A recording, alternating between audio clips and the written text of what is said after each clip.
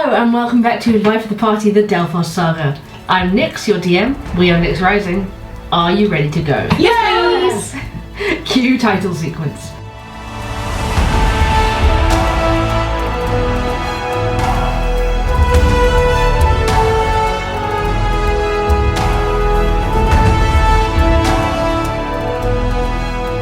We catch up with our party as they enter an underwater cave. Having faced off against some sort of fiendish creature in the town of Ithia, and then made their way to a cove investigating some missing people, and finding themselves fighting some living seaweed in the form of 4 kelpies, struggling through the fight, but making it out the other side. Somehow. Icarus used Speak with Dead to speak with one of the unfortunately passed missing people of the town and find out that below the rock they were on was a cavern. You took a dive down, you've made your way through a dark tunnel and just surfaced into air, where Pandora, you can see ahead of you a mass of flesh and gold and seaweed just starting to writhe. You see reams of seaweed growing out of the corpses of what must be the townsfolk. This dark cavern that you can see and the others can't as they surface is only about 30 feet across in every direction. You look up and you can see the ceiling of the cavern above you is probably as high as the surface of the water, filling the porous space below it, below the crest of rock that you were stood on. You can see the seaweed shapes shifting and writhing on top of what must be the half-eaten bodies of the rest of the missing people. They don't form into any sort of creature, they're just feeling out towards the sound of movement in the water. Pandora will just describe what she sees to the others. I think I found the other missing people. Can you make fire and one of the torches, or Everything's gonna be too wet. You can see, having a glance around the room, you can see there's more going on in this cavern than just the gold and the bodies on the floor. And you do see several, sconces on the walls for torches. Only one of them has a torch in it, isn't lit. Is there anywhere where we're able to get out of the water and sort of get onto? Yeah, absolutely. You can just sort of pull yourself up onto a stone plateau basically inside that isn't wet. Help the other guys up. I guess cast. I don't want to cause damage to the thing. Like if I were to cast a firebolt on it, because control flames, it needs to be a flame that's already there. I'd say, yeah, I would allow that. It's a torch. You should be able to ignite it with a firebolt. Yeah, I'll go to the sconce then, and she'll hold her hands over it and light it Just with a firebolt. as you hold your hands over it, you feel that it's dripping wet from being inside here. As you cast the spell, it ignites instantly, and it throws a dim light over everything in the cavern.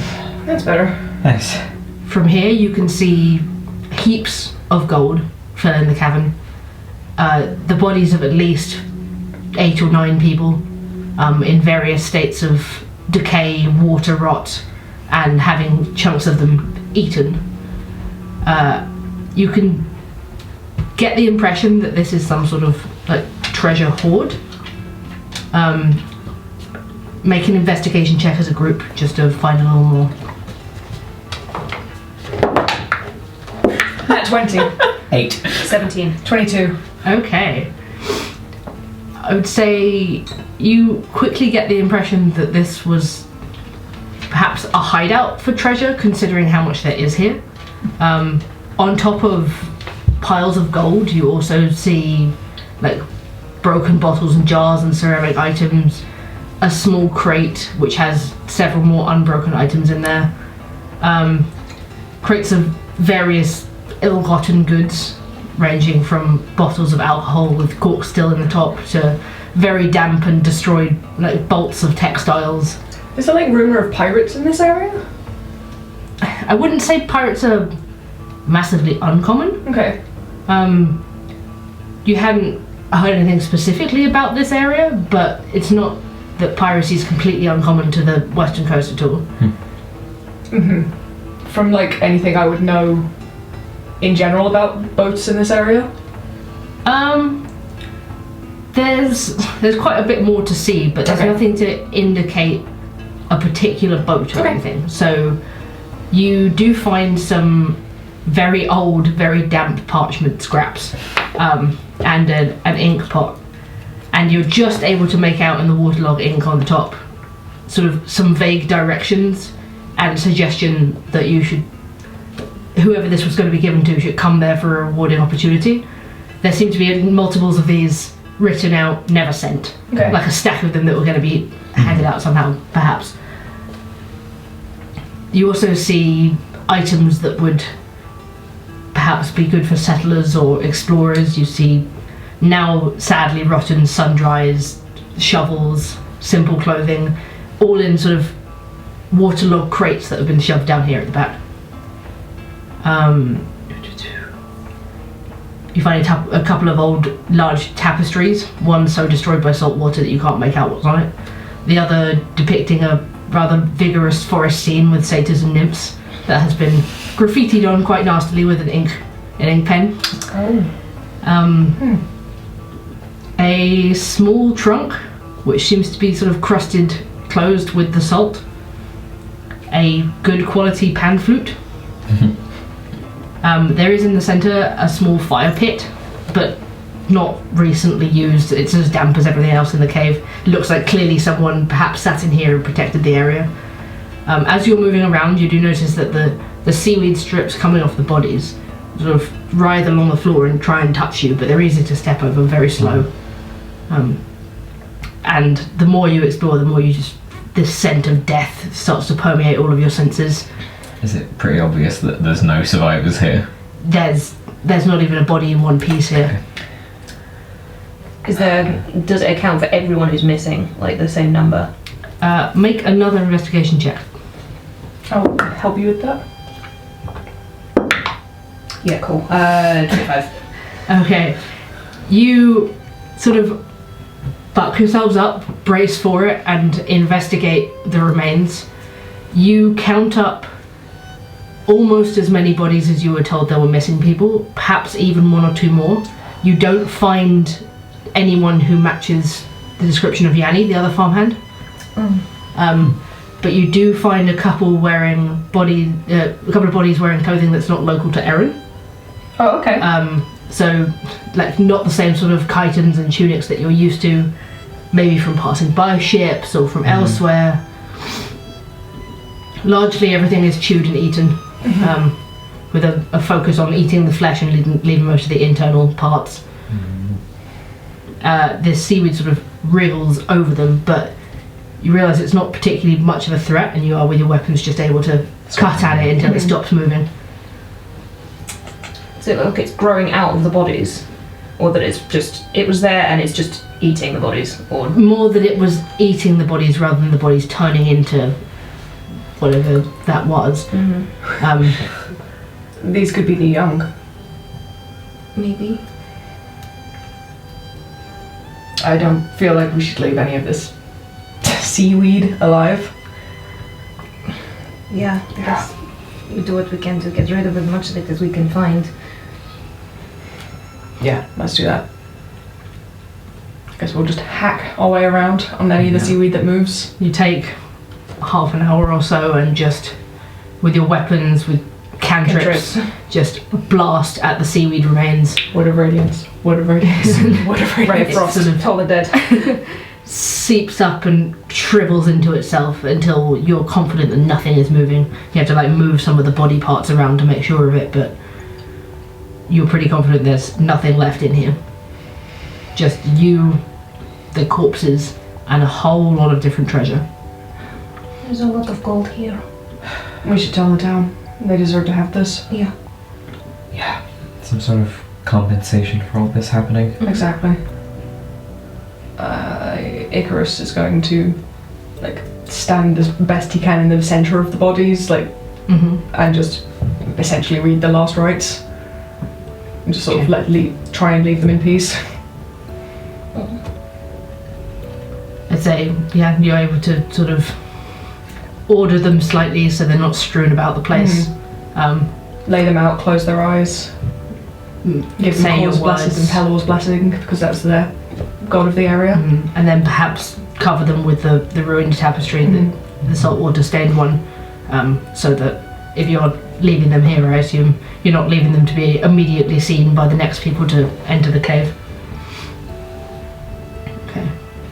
It does seem that that's it, that you've perhaps cleared out the nest of kelpies that had perhaps taken refuge here. Although there is all of this treasure around you, is there anything you're looking at in particular, or are you just leaving it for the townsfolk? Would like to just search through the treasure, because it doesn't feel like something that fishermen would have from the area. Yeah. So just search through it to see if there's like any tell of like Items. how it's come here or. Okay. So I'll go through basically what you find to start with. So on top of what I've described, that you also find like a small travelling trunk, sort of a small suitcase trunk. Can we open it? You can open it. It's got slightly rusty around the clasps where it's been damp, and you get the impression there was no dry way to transport anything into this cave to store it. Inside there are 5 different high quality wigs and a disguise kit. Wig. Around the fire pit you find remnants of clerical scrolls that have been torn up and put into the fire as if to use as kindling. There's broken tools, kegs of nails, rusted metal objects. There is a waterlogged chest at the back, which on the outside looks swollen and is like sealed shut with the water on top of it.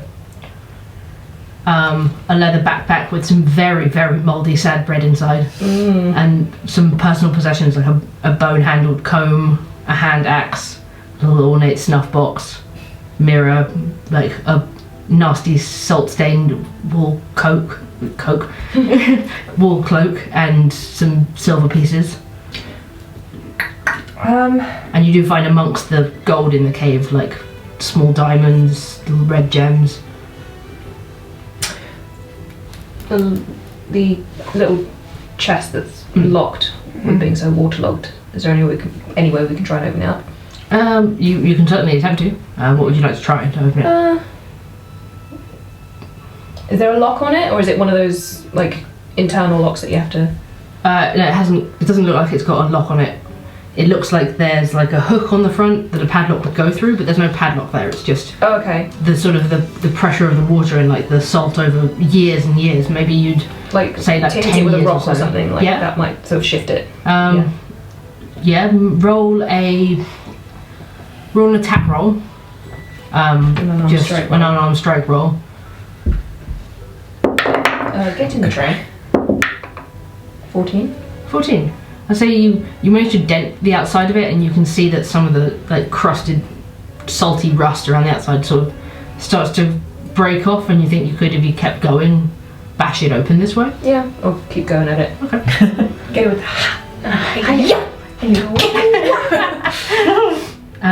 Okay, you keep going and just smashing this rock against the outside of the chest, and eventually it just creaks a little bit, and there's a small gap that you can pry open with like something else, like a dagger or like another piece of wood you found around the area. Yeah, it'll have to be something like that. Find something to pry it up with, one of the tools that's lying around, and inside the chest has been perfectly sealed from the water. Inside perfect condition.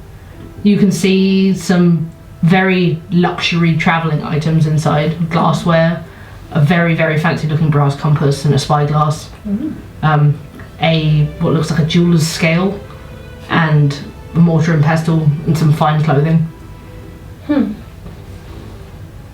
All items that look like they perhaps came off a ship on a voyage, Yeah. essentially. So this was from presumably not people around here. This is a lot sort of more decadent. Yeah, it seems that way. That this was someone's secret hideout for treasure and stuff. They'd eventually come to collect it, but I guess I guess not. not. These things moved in? Well, the people have only been missing for A few weeks. exactly. And they've only just had their young. So yeah, I guess this is a relatively new development. So maybe they were forced out of where they came from originally, the Yeah. Kelpies. Potentially, or just traveling. Because it's not as if this cove is full of people, like these people had to be lured here. True. Is there enough evidence on the clerical scrolls that have been burnt, like the bits that are left, to see what god they were for? Yeah, you see some, I mean, it's some basic clerical stuff. You see a suggestion of, hang on. A suggestion of worshipping Avandra. Okay. Tracks.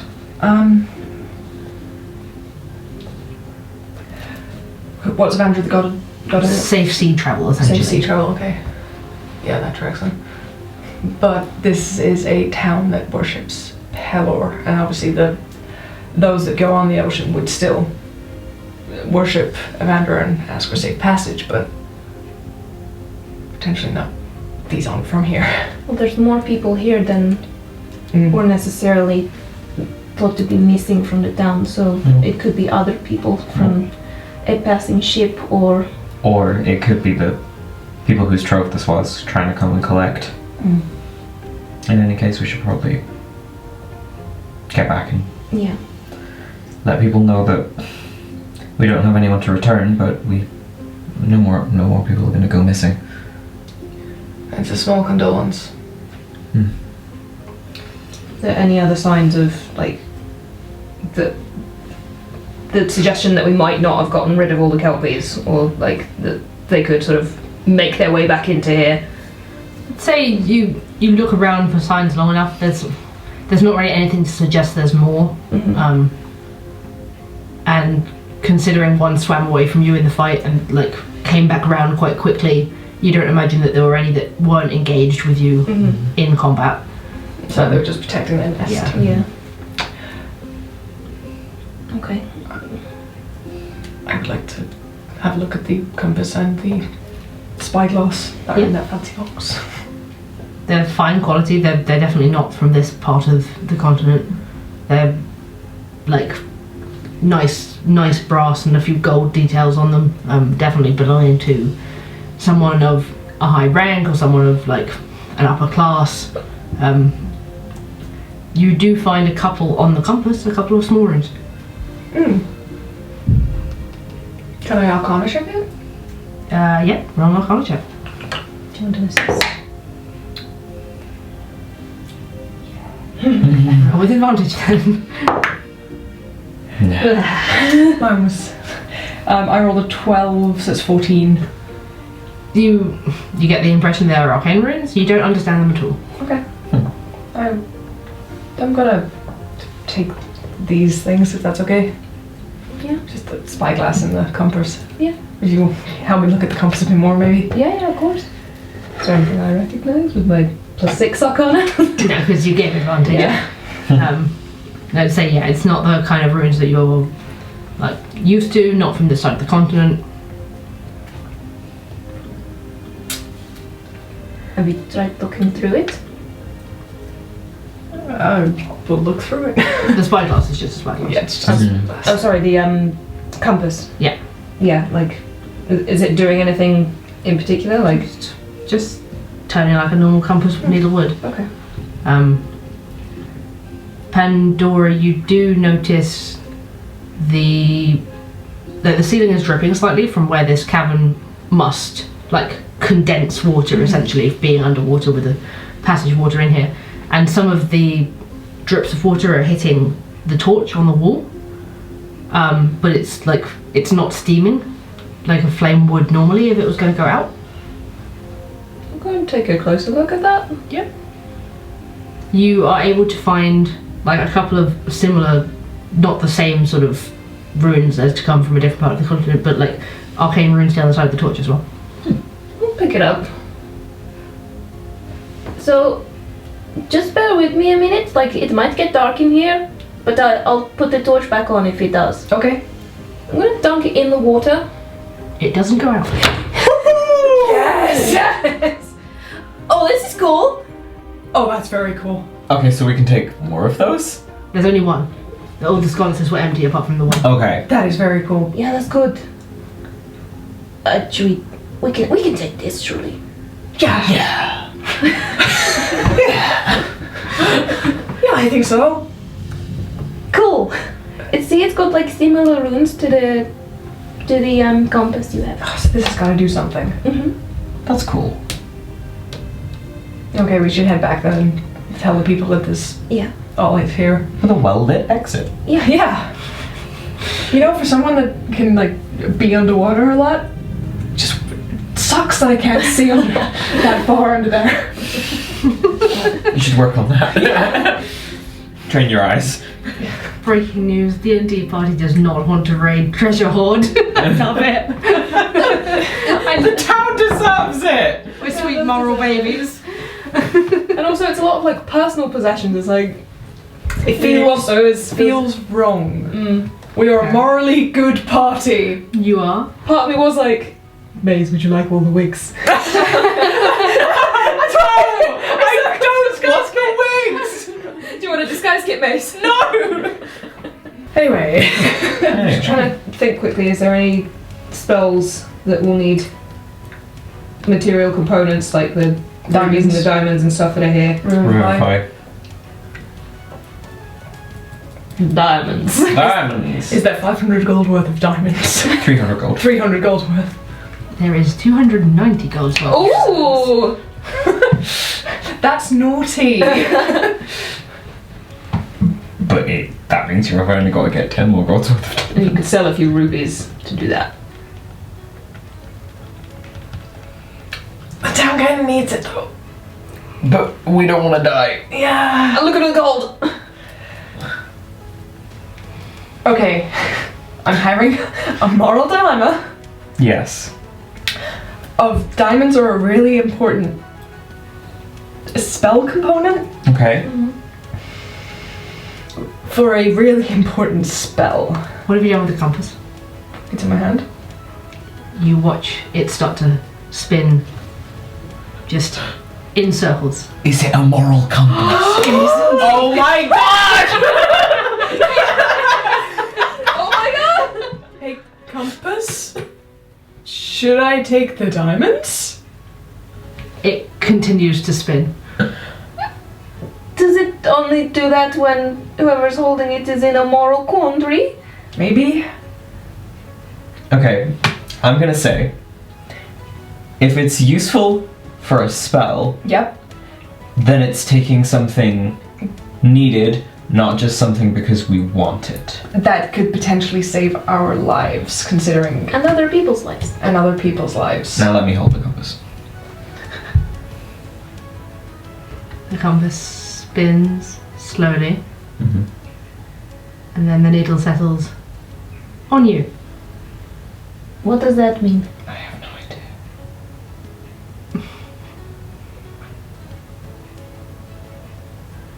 But like, Is it because you made a decision? I have no idea.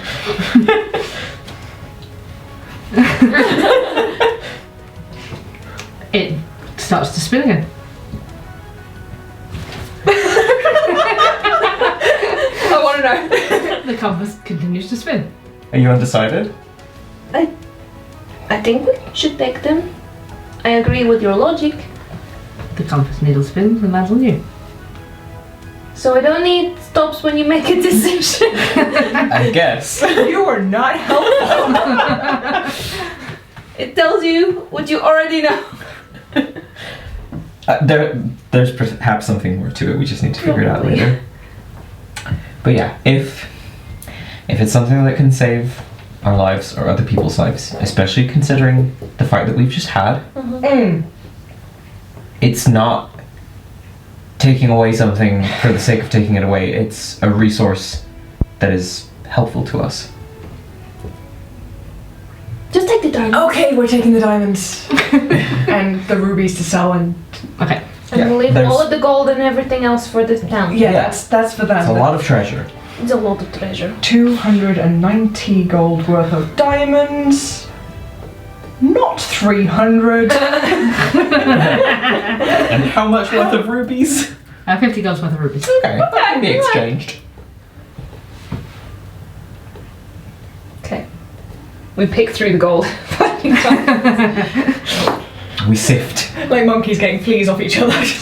Diamonds! Do you like your moral compass? Did you come up with that, or is that a real thing? Oh my god, I can't wait to see if there's anything more to that or if it's just gonna point at you when you make a choice. Wow. Okay. We've done all that. Well, we've laid the people to rest. And Let's hidden them. take our fancy new torch and swim. Okay. You walk back into the. You hop off the edge of the dry stone, back into the water. Hold your breath. You go under. The torch doesn't go out. You're able to. Under the water, Icarus is just like, that's so cool, right? And Pandora's like,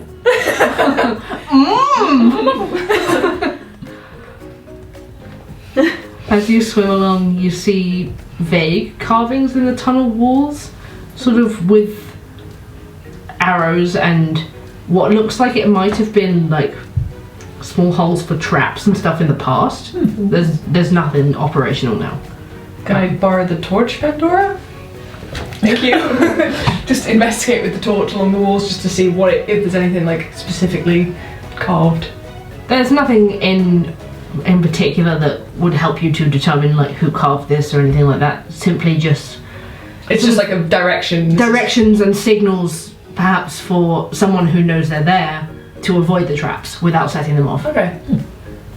It looks like it's just a way to keep people out and people that know as we're swimming. Yeah. Keep people that know it's there to know exactly where the traps are. They're just gonna sort of swim a bit past you. It's like, my con's not as high as you guys.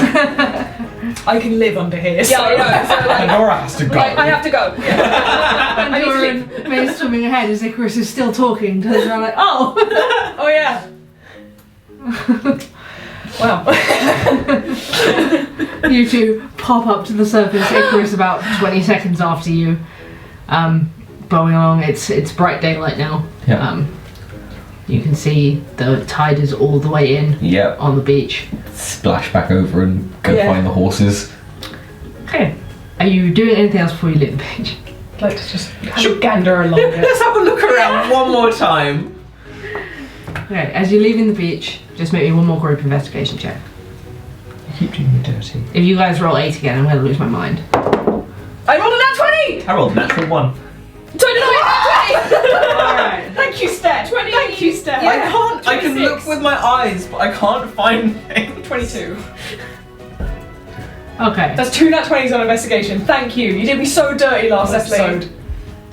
Maze could not investigate, but you two do notice a cave, mostly covered with seaweed and brush, on the left-hand side of the rock face as you're heading out back towards the passage. Oh. Let's have a look in here. okay. What? It's There's a cave. It's a cave. Oh, okay. The seaweed and annoyance, like. dark on the inside, but with the light of the torch, which still hasn't gone out, you realise immediately you can see through the sand on the inside what looks like something has dragged itself through the sand. Oh. Smears of blood Oh. Which way? into the cave. How big of a something? Something humanoid. Yanni. We're gonna go into the cave Carefully. carefully. Carefully. Like draw my sword and shield. Just prepared. You adventure in a little further. You see in this cave what looks like some more crates and chests as you're coming in, largely covered with sand that look similar to the ones that were in the underwater cave. The drag marks continue past them. You go in quite a way into the cave and you see unresponsive another body. You can see that there's a large chunk of flesh missing on one of the legs, Rush to hit. Yeah. Yeah. and you are able to identify Yanni.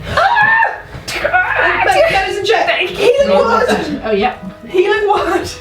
Just Is he like conscious first of all? He's not conscious. But you can see very Level vague 2 breathing. healing word for 7 healing. You see a sort of into his lungs, and like a sort of slight flicker of his eyes, still coming in and out of consciousness. But he Hey, seems to be stable now. let's get him back. yeah, you can go on one of the horses. Yeah.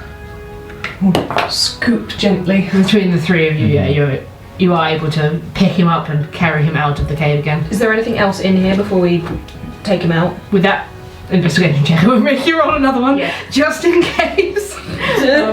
You are able to find another 10 gold's worth of diamonds. Hell yeah. If you rolled terribly on your investigation check, I was going to nerf you, but yeah, you can have it. You can have it.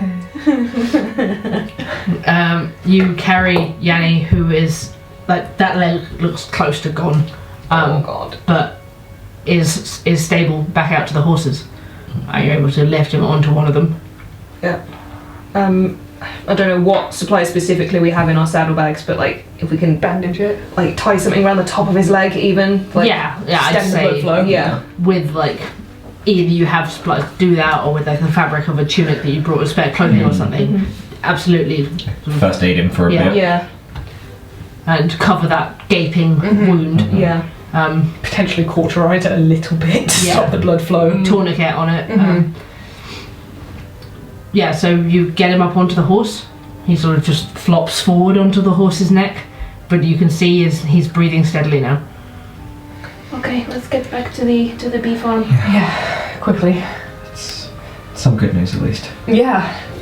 Okay, you make your way back through the very slim passage between the rock, back out onto the main like sandy track, and immediately take off quickly south, back down the coastline.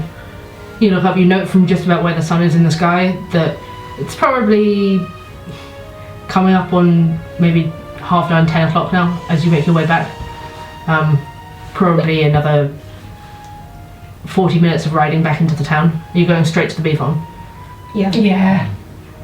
Straight through the town, then you see people setting up the morning market now, looking up in confusion at you, but they get out of your way and let you ride straight through up the mountain path until you make your way back to Villa Mycons. Should we maybe bring a cleric with us? Like some.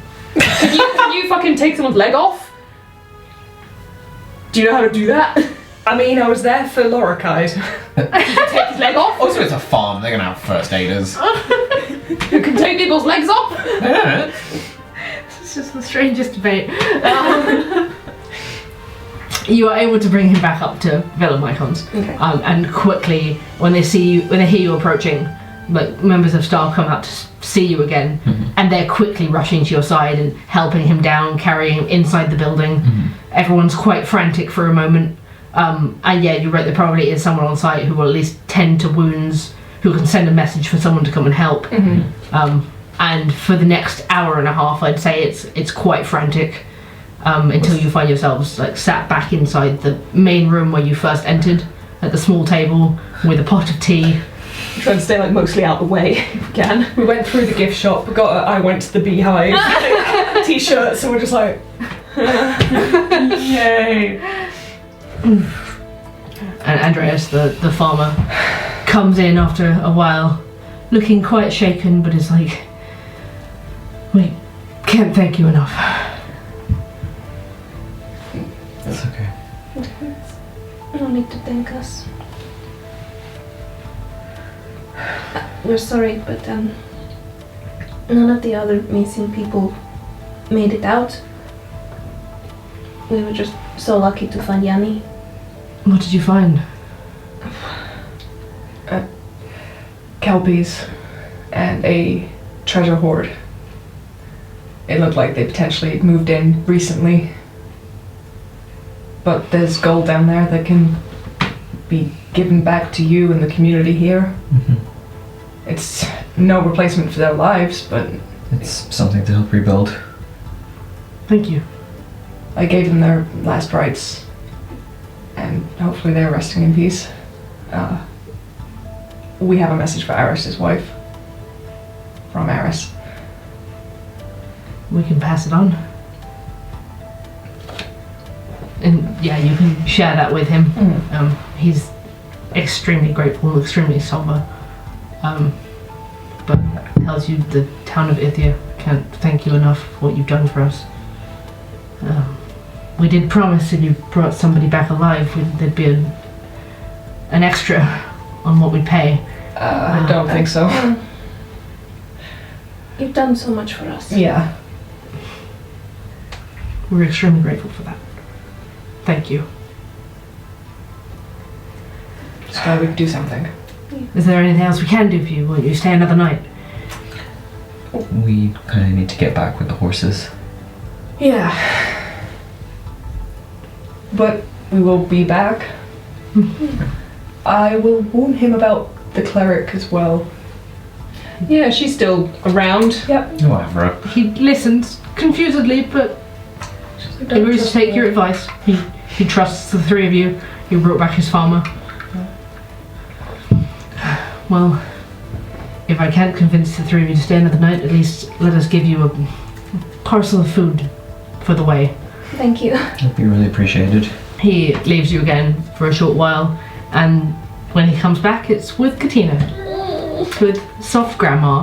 Honey, Grandma. Can we want this as a short rest, please? Yeah, you have one just before Oh, we did, went to the okay, cave, yeah. but yeah. So he comes back with sweet Katina, honey grandma. And she's like, I heard you were leaving. Yeah, we've got to get back. We will miss you. Like I said before, you're welcome anytime. We'll be back. We promise. Yeah. Under different circumstances. And come stay for longer next time. We Come will. stay for a week. Enjoy it here. That would be really nice. Sure. We'll go to the beach, have a beach day. Yeah. I'd love that. Okay, we've got these for you. And in sort of like, she's got bundles. She's got wrapped up like some honeycomb treats, some honey cashews, and then like cuts of meat. Different ingredients to cook with, like rices. She's like, This is amazing. Thank you so much. just to keep you sustained on your journey back. This is so much better than the rations we had on the way Oh here. my god, Yeah, yeah. right?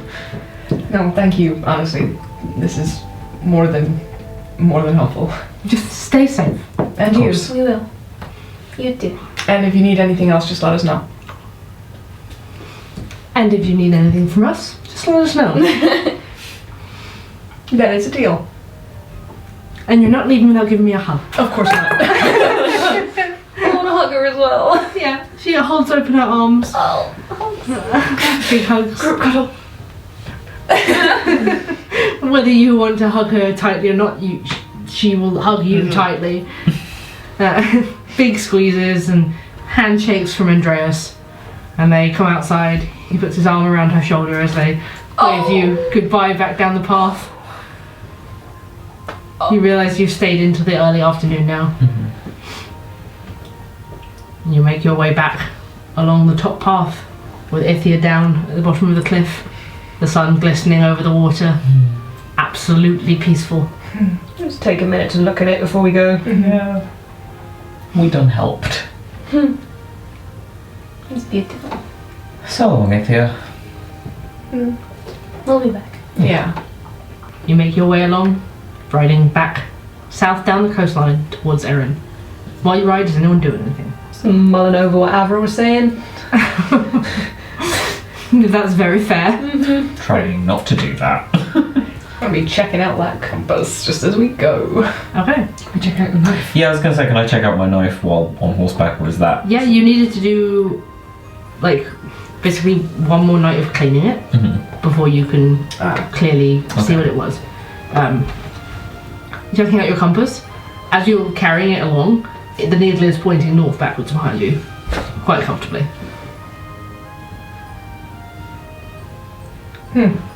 It's not really moving anymore, it's just pointing north. As it should. Like a compass is supposed to. Yeah, so I guess it's just when you have a moral quandary. Maybe someone at Delphos will be able to identify it. Yeah, maybe we can ask Alexandra? Guys all sort of gooey-eyed. Yeah, he'll know how to do that. No, we can do that. You continue riding for several hours through the rest of the afternoon until it starts to get dark. You watch the sunset once again. Your horse is trotting on. You can see the golden orange sun and the colours of the sky as it sets over the horizon. Not a sight you'll ever get tired of looking at.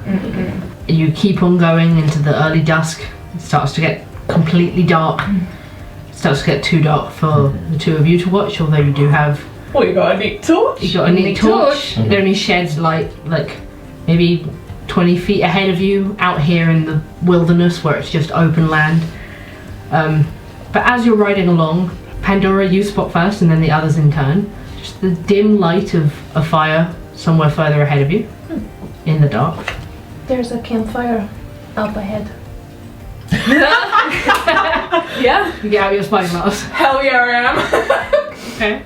You take a peeky through your spyglass. You can definitely see a campfire. It's definitely a campfire. Give it here. Okay. Spyglass with dark vision. Yeah, you have a look through the spyglass and you can see a clearly lit and contained campfire, sort of in the crook of a small rock face. The fire blazing quite high. You can see some large dark shapes around it. They seem to be covered by something, like big blocky shapes, and maybe the shape of someone moving around. I'll relay that to the others. There's like tall dark shapes kind of covered up and maybe someone moving around them. That doesn't sound friendly. But at the same time, it might just be a traveller. True. It might, but do we really want to risk it? We need to set up camp at some point where there's stop here, go back, or keep moving past. So we're probably going to have to find out either way. I suppose. I mean, maybe if they're friendly, we can share the camp. Yeah, that would be ideal. But let's be on guard in case they are not friendly. Yeah, Sure. eyes up. I'll cast mage armor on myself, which I should have done like first thing this morning. Yeah, that's fine. In fact, no, you know what? I'm going to use my armor of Agathis instead. Okay. How long does that last? An hour, I believe. Okay. Yeah.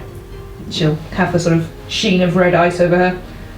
That's 10 temporary hit points for me. Yeah. You suggest moving closer. Pandora's like, I suppose, and you just see this shimmer of magic. Pandora doesn't trust like that. Are you doing anything in particular as you approach, considering you're on horses? Dismount. Okay. Yeah, dismount and like, should we creep closer first and then come back to the horses, or? Do you want me to like stealth ahead? That would be good. Stealth ahead. You're stealth ahead? Okay. Make a stealth check. Yes. Oof. 28. 28. Okay. The two of you watch Maze disappear. Maze, do you want to go check? Mace? Maze. Okay. I think they already are. You creep closer so silently, your feet not making a sound in the dirt beneath you. Like using what little terrain there is out here to mask your body shape so that you can't even be seen through the dark as a silhouette. Moving your way around, the rock isn't very high, maybe like 10 feet. But you move around to it and sort of use it to shield yourself so you can look at the camp closer. You can see two men. You can make out one seems to have some perhaps elven heritage. The other one looks human, in rough, patched together, what looks like a running armor, but definitely isn't the armor of legionnaires. It's far too patched together, far too ruined. They are, one of them strolling around the camp, the other one just sat there. The large blocky shapes that Pandora described are cages. Okay. Large cages. They are mostly covered in like fantasy tarp. Yeah, in like rough sheets, but you can hear noises of like something perhaps bestial moving around inside them. There is one that is uncovered that's completely empty. It's huge. You could easily fit like a horse in it with room. And the two of them are just, one of them's pacing, the other one's sort of stoking the fire slightly. You can see some swords at their sides. they talking about anything, or are they just quiet? Okay, make a perception check. 16. 16. They're quiet for a while, but this is an unsettling enough scene that you linger and wait until you hear one of them say to the other, "How much longer do you think they're going to be?" And the one at the fire is like, "Sit down, I'm sure it's not going to be that long." You're going to know when they're coming anyway, that thing's going to make some huge noise. The one who's pacing around looks not in your direction, but away instead, like further south down the path you would have been travelling on. And you can tell looks kind of bothered. The other one sort of dismissively says, "Come sit down by the fire." So, looking the way we're going or the way that we're coming from? By the way that you're going. Okay, I will. So looking for something that is further down that path. Okay, I will tiptoe back to the others and relay the information. I mean, it's just that maze was right there. And Hey guys. Okay, they're back. So, What did you see? I think we've got a case of bandits or smugglers transporting creatures of some kind. There were huge cages covered in tarp. Oh. And they're waiting for people coming from the way that we're going, so Shoot. we should Try and avoid them. try and avoid them. Or if they're staying here for the night, we need rest. Mm-hmm. But Yeah. we could jump them in the morning.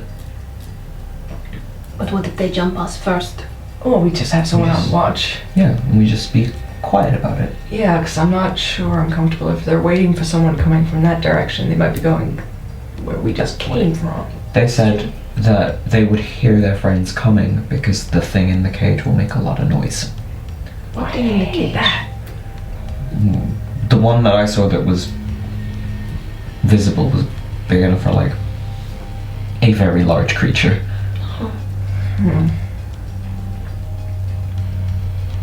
Okay, let's just try and find a hidden area. Yeah. Somewhere off the beaten path. Yeah. Okay. From the distance, further down south from the trail, you hear the desperate shrieking cries of an animal in pain. What's that?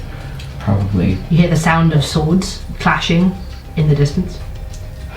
I don't know about you, but I don't think I can. No, I can't leave this. no. Okay. Okay, I'm gonna go. Okay. Do you take your mounts again? Or Yeah. do you go on foot? We should- Mounts to a point. Mounts to a To a point. point, yeah. Leave them because Yeah. we can't Somewhere find safe. Okay. So you ride on towards the camp and then take a wide berth around it so as not to alert them. You ride past until you see some flashes of light that look like they're from torches. Quickly dismount and sort of lash the horses up to a nearby tree and keep going on foot. Are you attempting to approach stealthily? Yeah. Yeah. Yeah. Make a stealth roll. At disadvantage. Oh boy. Natural 20, 29. Dirty 20. Oh. 10. One was a 17 and one was a 7. Could have had a dirty 20. But I had a dirty 10. Thank God for the others' rolls. Oi! It still comes out as a 19.5. Oh, nice. As you able to like hold your arms around your scale mail and approach slowly, you see flashes of feathers which you are instantly able to recognize as the feathers of a griffin after having been at the arena. You see someone in flashes of gold armor, and then a group of, you count them up quickly, 4, 5, 6 more men in this like rough patchy Legionnaire's armor. The person who is on the griffin at the time that you're approaching, you see him get torn off the griffin by the raiders, and they're all swinging their swords down. Okay, I would like you to roll initiative. Natural 20. Oh, nice. Hey! 22. Okay. I rolled a 19. So 25 to 20. 23. 23. 22. Maze. 14. 14. Okay. That works out nicely. Oh, okay. That works out nicely for me. Means essentially you get to go first anyway. They haven't noticed you, so you have a surprise round on this. You have advantage for being unseen. Nice. Cool. Cool. Okay, you approach. You can see they should all be closer together on the map. They are swarming around this griffin and its rider. So there's 6 of them. Yes. Absolutely swarmed. Absolutely swarmed. 2 of them look sort of larger, hencher than the others. God, can we do this? I feel like we can. I'm very good. Okay. Oh, very good. Pandora, you're up first. She's gonna run up within 15 feet of the nearest ones. Okay. Like, hey, stop what you're doing! And she's gonna cast Burning Hands. Ooh, okay. Nice. Just holds her hands out and burst of flame comes out. Can these 3 Yep. make, or just however many I can get in a 15-foot cone, basically, like if I can get more of them. I'll say 4 of them. Cool. Can they make a dexterity saving throw? I'll give it a shot. Okay. It's 1 failure, 1 success. That is, what's the DC? 14. That's another failure and another success. So sorry, 2 failures. 2 successes. Okay, cool. So the successes will take half damage. Okay. Yeah, there's 3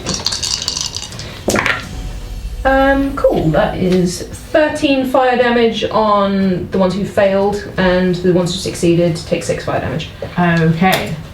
You can see you'll still get your surprise because it's all happening in one round. But you can see they're immediately alerted as this burst of flames, which I'm assuming you're sculpting around the griffin and the rider. Yeah.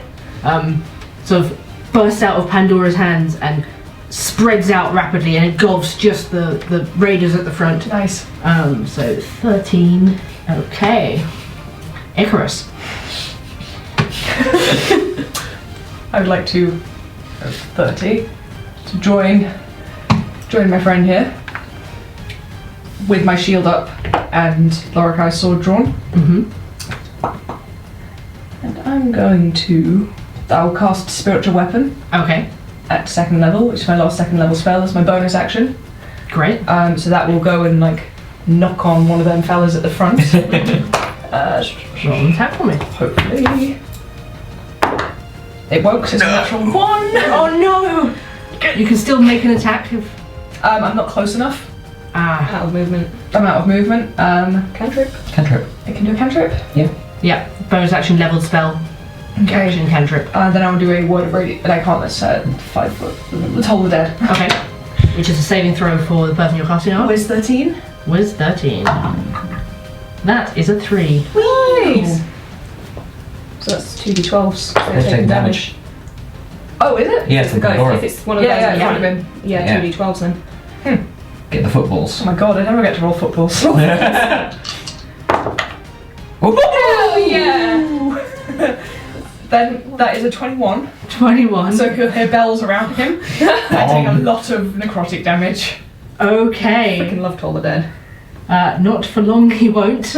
As you see the raider turn to face you from where Pandora has just hit them with fire, lock eyes with you in time for you to cast Toll the Dead, and just his body just starts to rot and crumple and falls to the ground. Take one of them off the board. Oh. This guy? Yeah, that guy with the spear. As he falls down, can we see like any more of the griffin and the rider?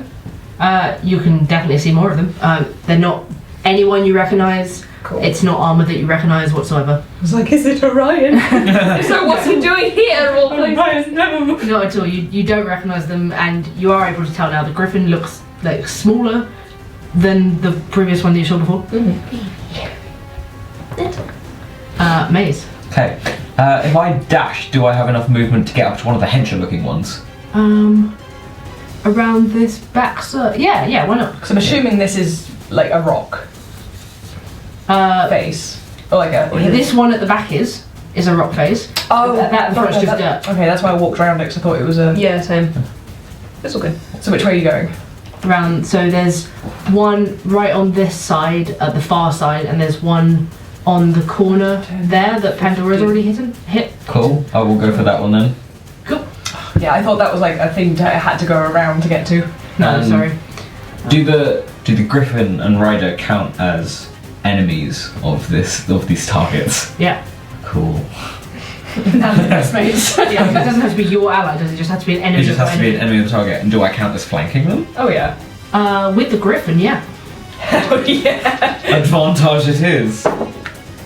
Yeah, that's a natural 18, so 24. Nice. With my katana. No wait, one of those I don't need. Roll again. I rolled too many d6. Cool. Better though. yeah. 10, 18, 22, 25 points of damage. 25 points of damage. Okay.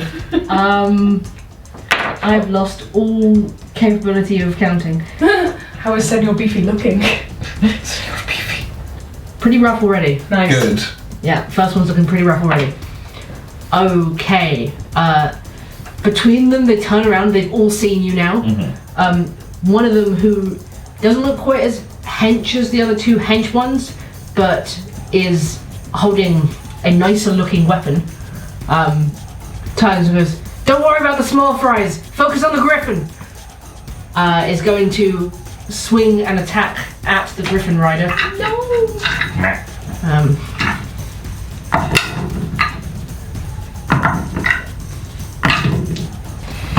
You see the Griffin Rider take an axe wound to the chest and not get back up again. Oh no! Crumples instantly to the ground as the axe goes through their armor. Oh shit. No, are they dead? Like They're dead. Yeah, they're down. You don't see them move again. Oh Lord. The raider captain takes all 3 of their attacks against him. Oh my god. yikes. The other bandits, the one besides the one that Icarus just ended, is going to turn around and run over to attack you. This fella? Yep. Hello. Disobeying direct orders from the captain. That's not going to hit. We've got your shield up. The one beside Maze, that Maze just hit, Hello. is going to reckless attack. Oh. Ooh, Barbarian. Turn around and brandish his sword, try and take an attack at advantage. That is an 18 to hit.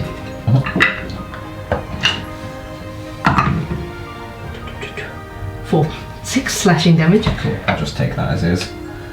And the other 2 are basically going to try and concentrate on grabbing at the Griffin's reins and saddle and trying to restrain it. So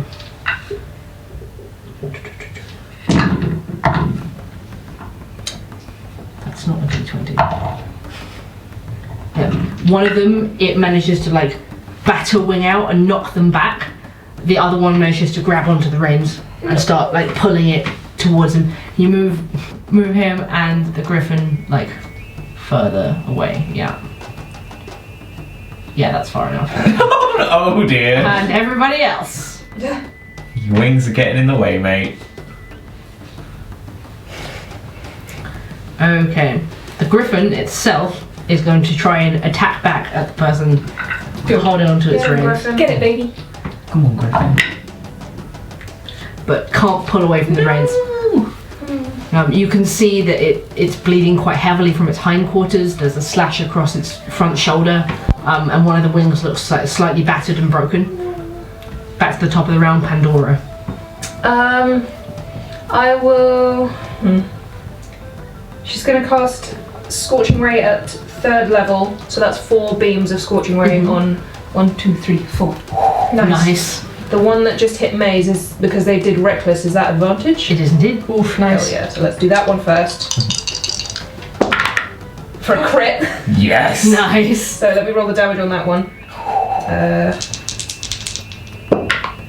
Hell yeah. 6, 12 fire damage on that guy. Nice. That's Hell yeah. one beam of fire explodes out of Pandora's pendulum, shapes a round maze, and just hits the guy hell square yeah. in the chest. Nice. Then 3 more beams, just at like no advantage or anything. So that's 13 to hit. That hits one of them. Yep. Cool. Higher and higher. So, Nice. That is. Yeah. As long as. So which ones were you hitting? So this guy was the advantage guy, Yeah. and then the 3 at the back. Okay. Was one of them over 15? 11 was the highest. Cool. Yeah, so 17 would be the Nice. last one. Yeah. So that hits all of them. Cool. So Nice. 2d6 fire damage for each. So that's 7 for one of them. One of them, the one there, yeah, that one goes one? down. This one? Yep. Nice. Right. Next one gets 3 fire damage, Okay. and then big guy gets 6 fire damage. So 4 separate beams of fire, like Nice, shooting all directions. Good job. The first one explodes out, hits the person in front of me square in the chest. The other one, that guy just crumples to the ground, and 2 more hit true as well. Nice. Just explosions of fire all around you. Icarus. I would like to attack the guy in front of me and use inflict wounds on him as I do. Nice. Let's see if that works. Yeah, so you just roll on the inflict wounds attack.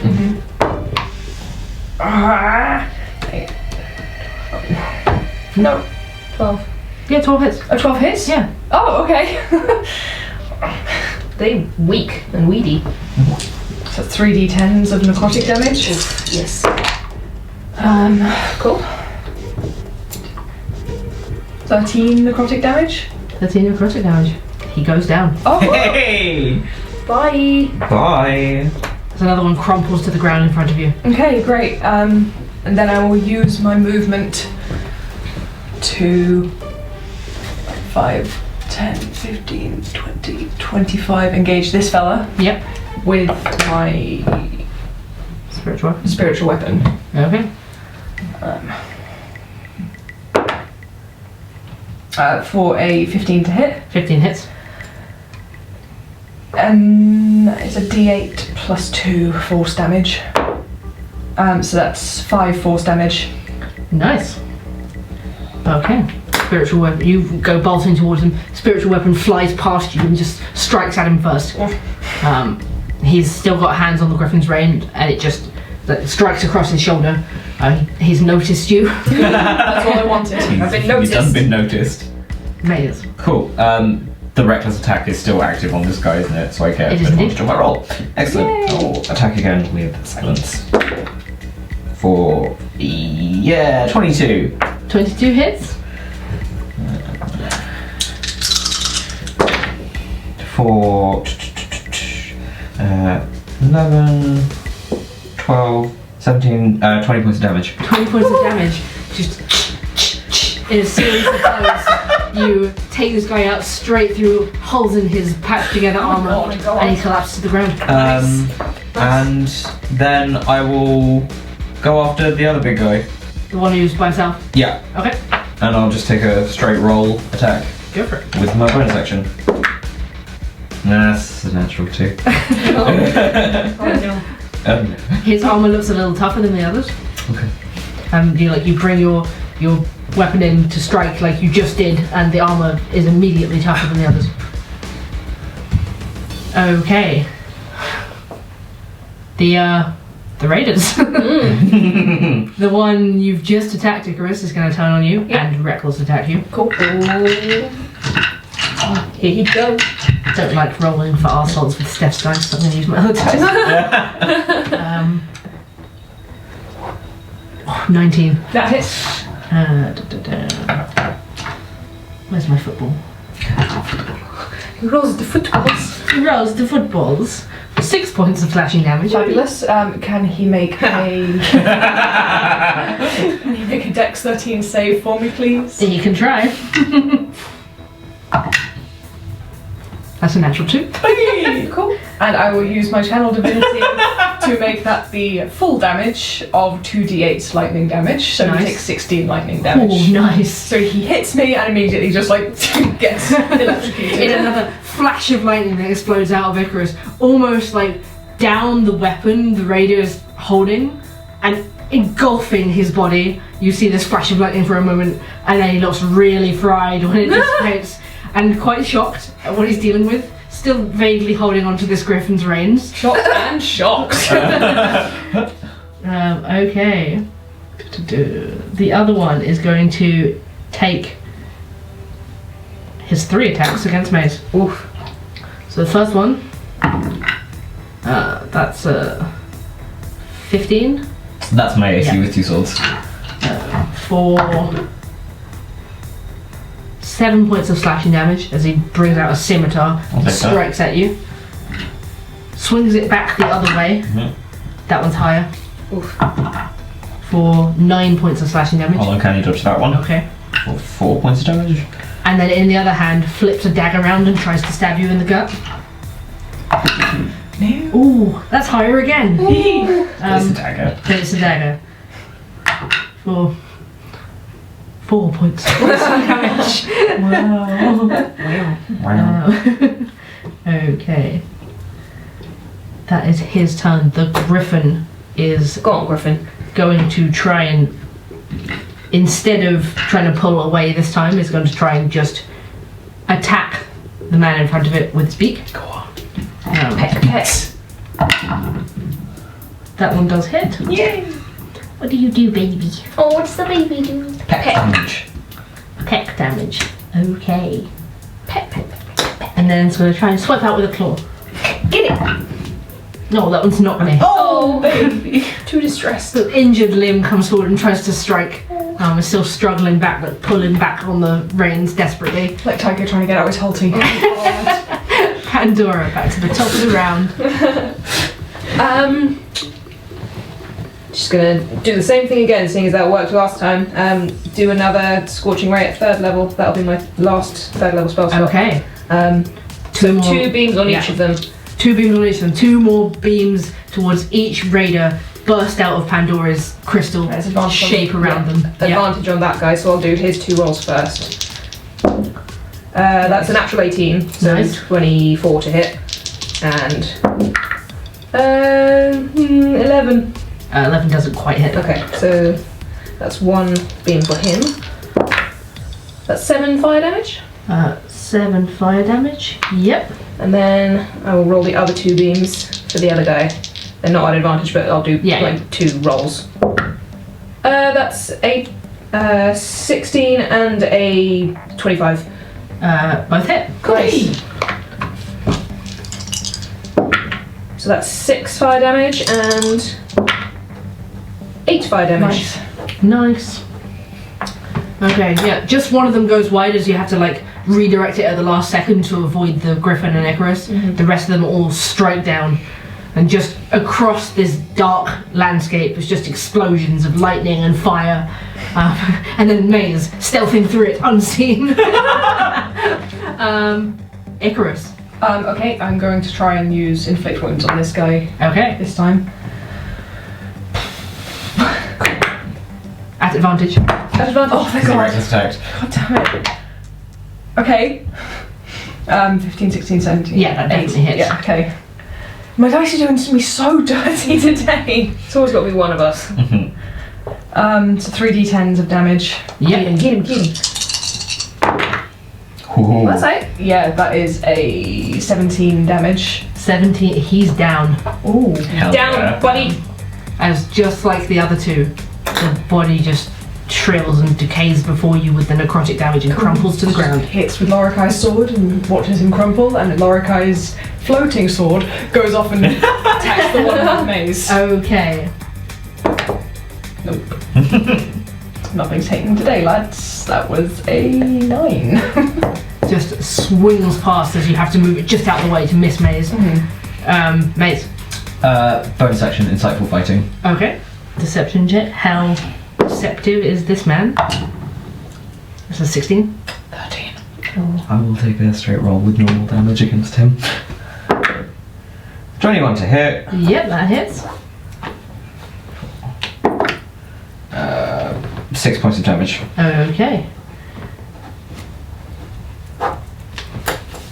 Looks a little tougher than the others, but it's only him left. Yep. The griffin is, like, obviously the other guy's dropped to the ground now. It's sort of rearing its head around desperately. He is going to try and attack you back. Just take one swing at you this time. Oh, whoa. Oh, that is only a 14. Oh! Does not hit. In fact, it's even less. I couldn't figure out which way up this 6 went. That's only a 10. Okay. And then it's going to try and run past you to the griffin. So you will get an opportunity attack. Yes, I will. Oh, falls flat on his face. That's another 21 to hit. Ha! Yep, that hits. For 7 points of damage. Okay. Still seems to be quite strong on his feet at this point. Charges past, is going to take a swing against Icarus and a swing against the griffin. No. Against Icarus, that's only a 15. Nope. And then flipping the dagger around, tries to stab at the griffin. Which is going to hit, but it's only a D4. Okay. Not the baby. And then like it's trying to snatch the griffin's reins out of the air again. The griffin is simply going to try and get away about 20 feet past. Does that mean the guy gets an opportunity attack though? He is going to try and swing at it. No.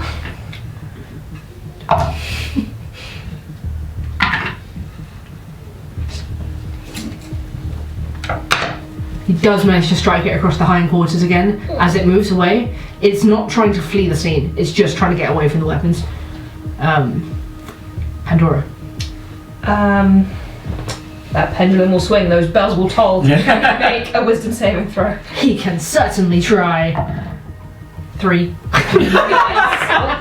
He ain't a wise man. That's 4 necrotic damage. Love that when it's 2 2s on a 2 12-sided dice. Oh. It's still something, it's still something. Icarus. If it ain't broke, I'm going to inflict wounds. Go for it. Okay, yay. 18. 18 18 to hits. hit with inflict wounds. And for 19, 23 damage. 23 damage, impressive. Okay. Is he down yet? He's not down, but he's Then looking very rough. my spiritual weapon's going to come in for a slash. Yep. Okay, quick swipe.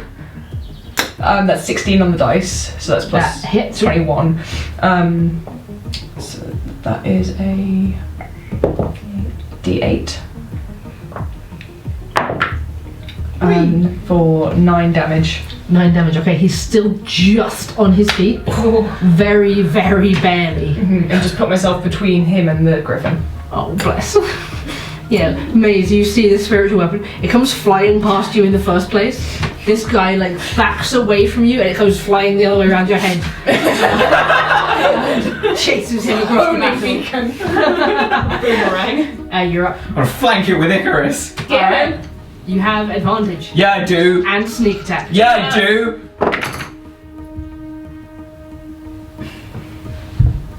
Oh, what? It's a 12.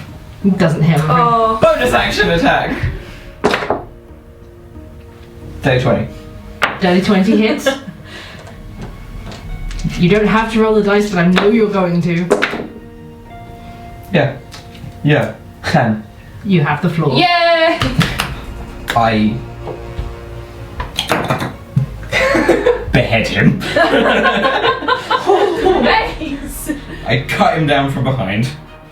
Maze runs in, tries to swipe with the katana, just misses. They brandish the Greek sword and just take the guy's head off. His body crumples to the ground, a head bounces away. I like the idea that he was just as tall as you were, and you just sliced the head, so his head was replaced by Maze's head. Wait to the other side, like, I did it, guys. Bow Yeah. to the griffin, bow to the griffin. Yeah, Bows. Yeah. bow your head to the griffin. Do the It's same. panicked. You can see it's just like, it's not trying to bolt. It clearly doesn't want to run from the body of the rider, but it's like backing away with every step you get closer, letting out a desperate sort of pain shrieking sound. Like, carefully approach. Yep. Bow. Make an animal handling check. 12. 12. Okay. It doesn't seem to want to let you get more than 10 feet from it. Get closer than that. Go check the body. Yeah.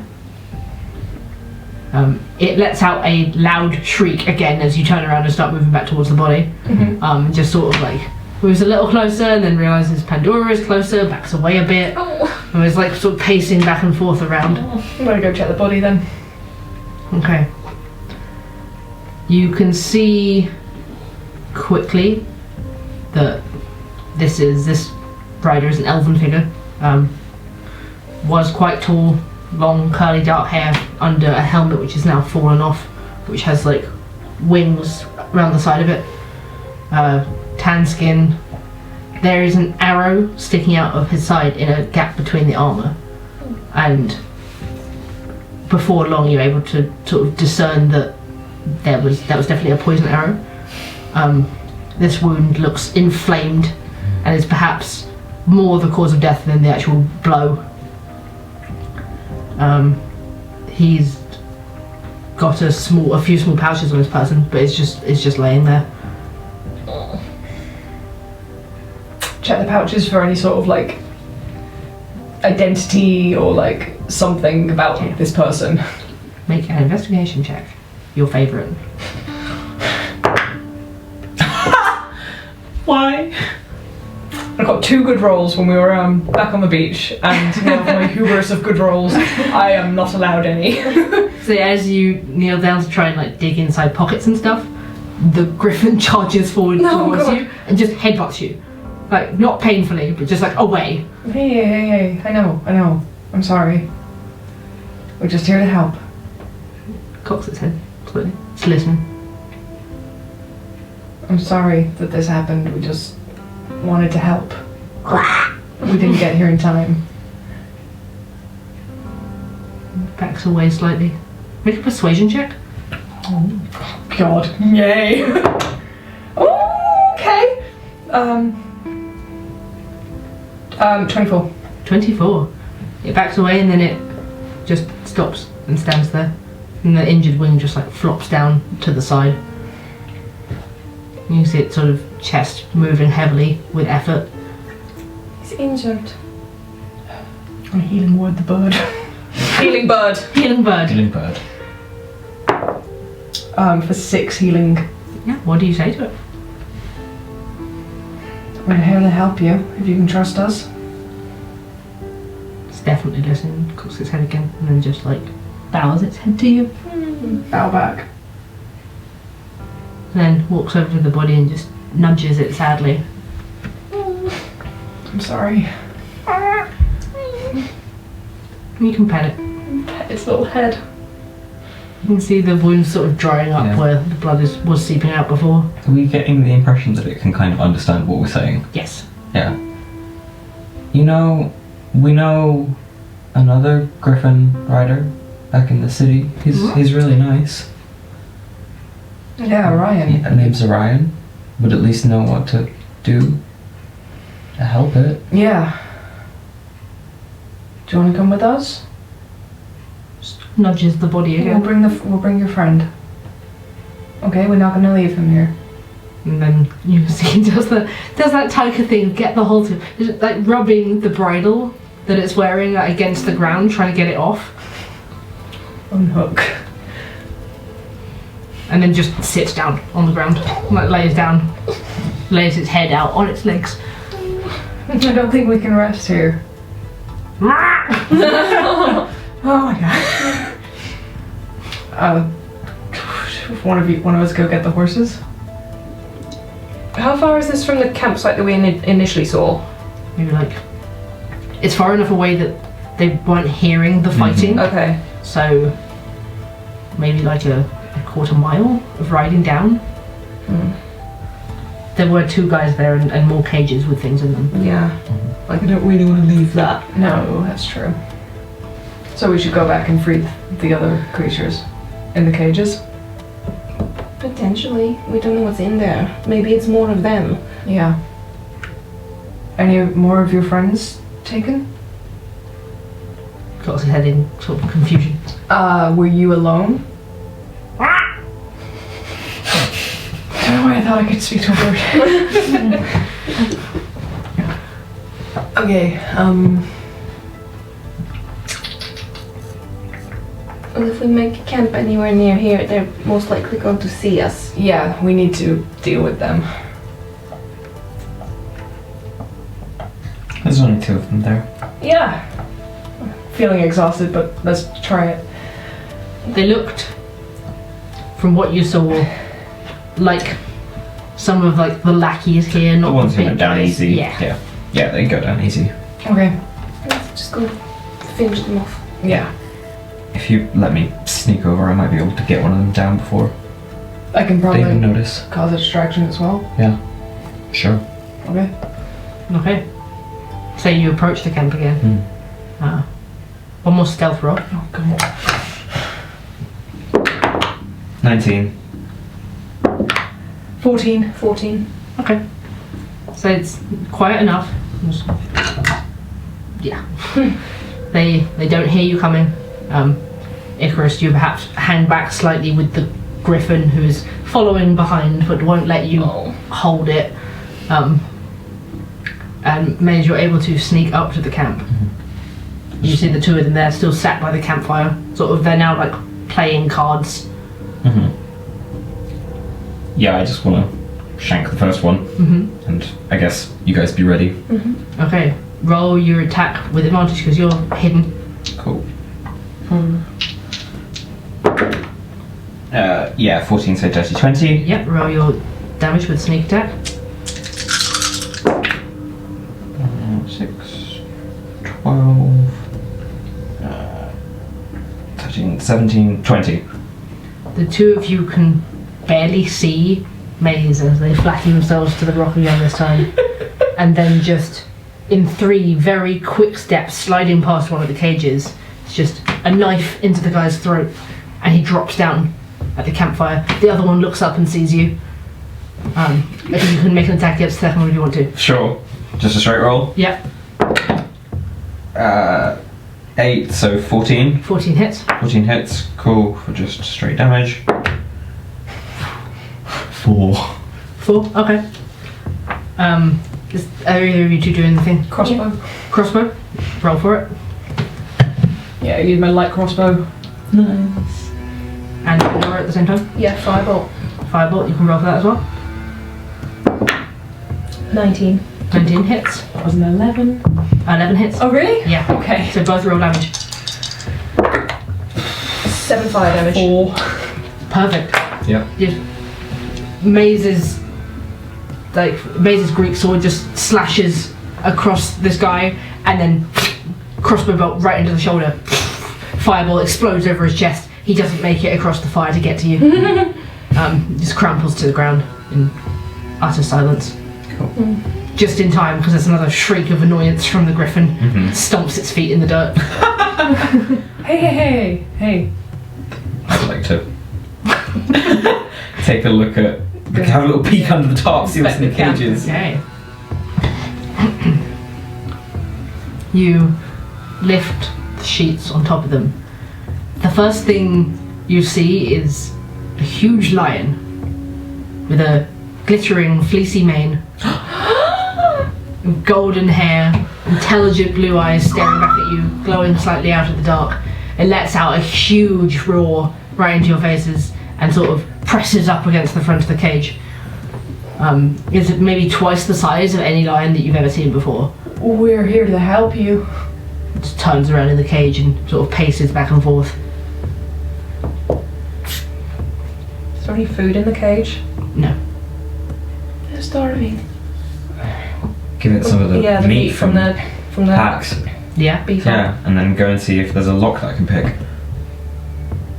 There is a lock you can pick. You really want to let the lion out? I'm just looking to see if it's like Yeah, there's a way they to let it they out. have simple like locks at the front. Yeah.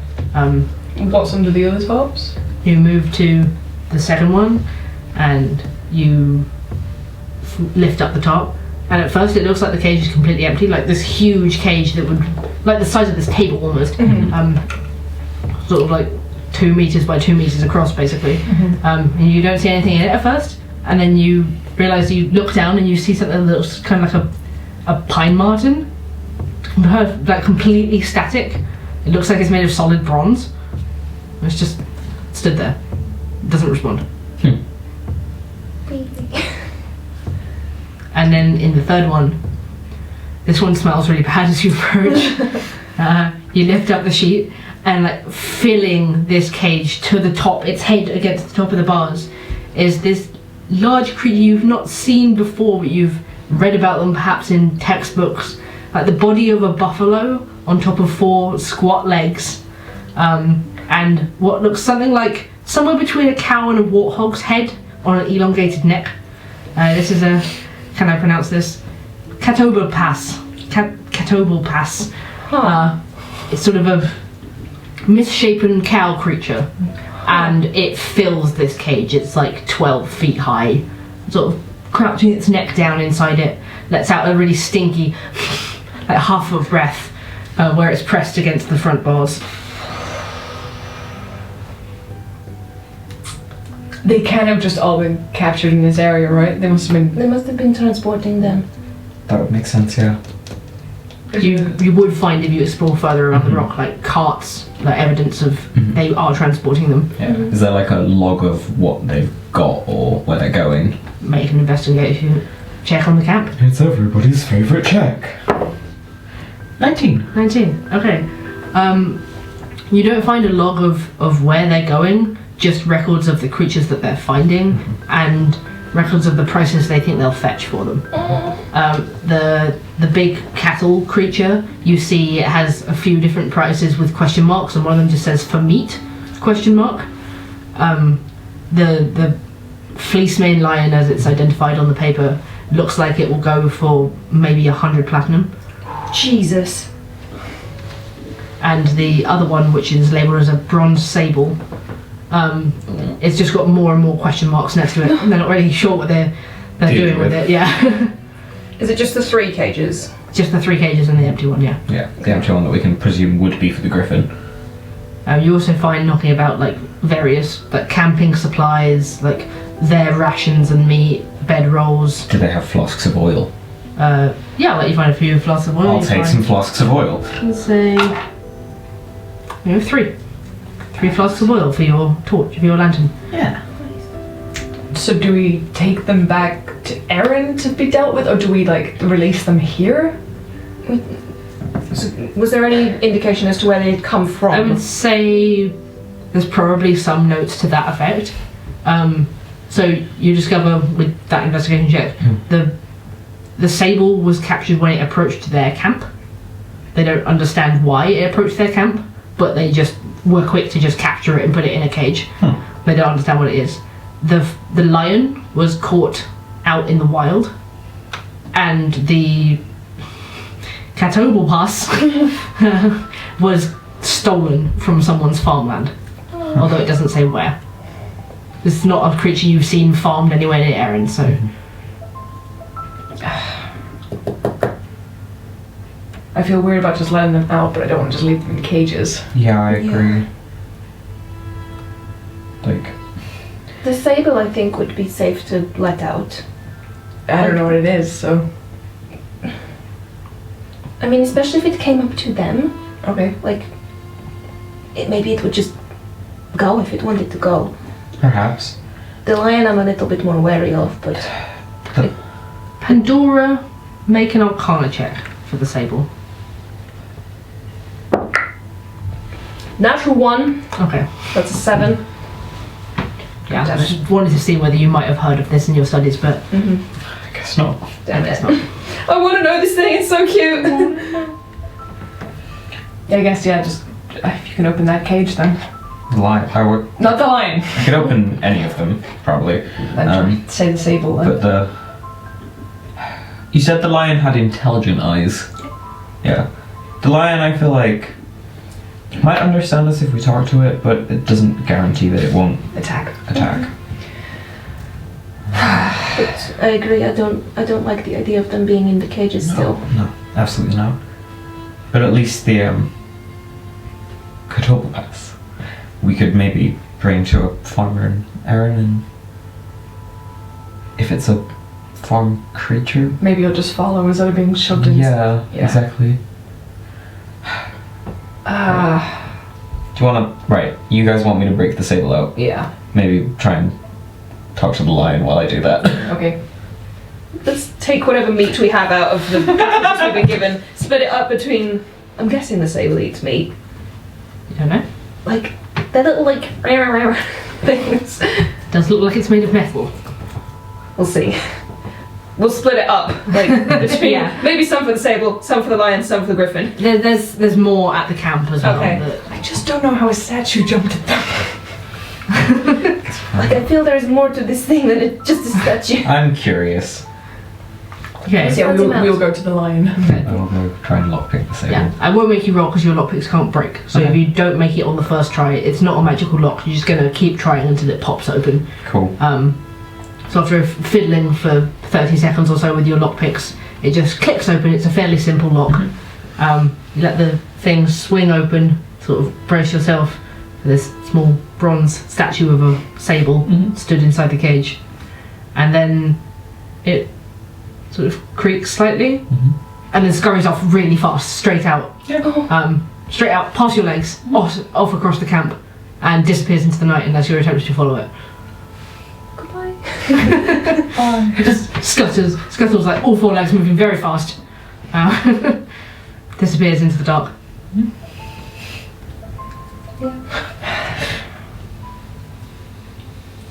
Lion. Talk to the lion. Do I know anything about these? Make him a arcana check. Gotta be better than a natural one. Do I? Being. I knew that would happen as soon as you said it. Another natural one! You can also make an God's arcana sake. check or a nature check. Magic's my thing, man. I'm in the magic house. 13. 13. So you vaguely heard of the myth of a fleece-maned lion being perhaps a creature considered to be like extinct or close to extinction at this point. Like arguably a messenger of the gods or a gift from the gods. Like no real proof to that effect, but people sort of used to idolize them in slightly more ancient culture. They haven't been seen around for quite a long time. There used to be a culture of like fighting one as a coming of age trial, but that's a long past tradition. Then we'll go up to the cage door. Okay, it's still sort of, it's turned away from you now. It's laying down facing the back. You're not meant to be here, are you? And sort of vaguely look over its shoulder at you. You shouldn't be in the cage. No. Someone as magnificent as you. We're going to let you out, but please don't attack us. We don't want to bring you harm. Just lays its face down on its legs. Those people who hurt you, they're not going to be a problem anymore. Just, it's not moving, it's just flicking its tail slightly. It's got the same sort of like silvery hair at the end of its tail. Looks like it's catching the light of the fire and sparkling slightly. Well, Maze is unlocking the table. Can I just see there's keys on the guy that killed Mayrit? Or that Maze killed Mayrit? I'd say if you did a bit of searching, yeah, you could probably find some. Keys. Opening the lion's cage. Cool. It unlocks. The click of the lock. See its ears just like prick up in attention, turn back, as cat ears tend to. And it pulls itself up to its feet and turns around in the cage. And like lowers its head, its neck down. Snarls. You hear this now. I will open the door and like walk around so it's still like Yeah. So it's got like a clear exit. Doesn't run, but instead pads out slowly. Does a long, big cat stretch. And then pads over to where the two bodies of the raiders are. Sniffs at them. Takes one in its mouth. And just walks off carrying it. Valid. Slips out of the campfire light. You can see it for quite a way longer as it just walks off into the wildlands. Okay. Yeah. That went better than I kind of anticipated. Yeah. I hope it's okay out there. Yeah, me too. Inside the cage where it was, you can see like a few strands of its silvery mane where it's caught on the cage. Just still stuck in there. Yeah. Just like a sort of wedge of hair. A gift for Damon. The pretty lion mane. That thing was majestic, huh? It was. And we should get this other one either out or... Yeah, I'll bust the other one out because it's all cramped, and sad and stinky. Get that one unlocked and immediately you see its neck's even longer than you expected. As soon as you open the door, it like extends it out like and it squeezes its body out, and this thing is like huge. This body comes up maybe another 3 foot above you. Oh god. Little lumbers around the fire, like eats some dry grass. Herbivore. I'm just gonna Yeah. pat. Give it a pat. Should we camp here for the night then, or should Yeah. we need to That's rest? a perfectly We do good need to camp. rest. I am exhausted. Yeah. We all shift the other body out of the Roll it. Yeah. Goodbye. offerings for the fancy lion. Yeah, you This is up here. roll the other raider out of the camp, and it is a good camp. You can see it's nicely set up with a good view of the path. The campfire's well lit, and you're able to sort of bring it back to life a bit with control flames. I will alarm the place as well. Sure, walk Okay. around, cast a camp alarm, lay out your bedrolls. Like, get the horses and tie them up close, but also use one of our ropes to like tie the big boy. Like, Yeah. just a little loop around his neck, not tight, Yeah. Sure. but just a kind of like a. You stay. It doesn't resist. Mhm. It just kind of is eating grass and is just bothered for a moment while you walk around and then goes back to eating grass. And then the griffin is just kind of like. The griffin has not come into the camp area. Better. Okay. It's now climbed up on top of the rock. Okay. It's like laid down there. You want to take the meat to it? Okay. I'll make my way up there. Yeah. Make offerings to the griffin. Here. Looks at you, reaches out, snatches the meat away, Mhm. then like backs away like, don't take it from me. I'm not going to take it. It's for you. And like, I thought you tosses might- it up in the air and eats it. Thought you might be hungry. Ah! Does the tiger play thing with the food on the floor? Just Tiger the griffin. We're all going to go to sleep now. You're welcome to stay around here where the fire is warm if you would like. Ah! Have a good night. Ah! Lays down on there again. Quack. And go back down to the camp. Yeah, you're able to climb on down and get yourselves comfortable in the shadow of the rock with the open cages. gonna take a cheeky peeky at my little compass again. I won't make you roll another check because you can take an hour to identify it if you want to. Yeah. Yeah, you can sit there and get familiar with your compass. The first thing you come to understand is that it requires attunement. In for a penny. Already got one cursed item. It requires attunement, but it will give you moral guidance on a dilemma. It won't give you a yes or no answer because morality is not as black and white as yes or no. That's cool. But you can use the compass face in several ways, either by laying out like symbols of your own and asking the compass to point to them, or by using the compass face as like like a clock face, like a percentile of how close to the right action for your specific goal is what you're suggesting to do. Okay. That's very cool. And yeah, you can attune to it. Yeah? Yeah. Okay. You take another hour and attune to the compass. Nice. And you feel instantly a connection with it that you didn't feel before. And like, it is still wavering north, but as you finish tuning and you think like, does this work now? You see it spinning slightly. And if you're able to think about something that you want it to decide, you see that it doesn't just point to you.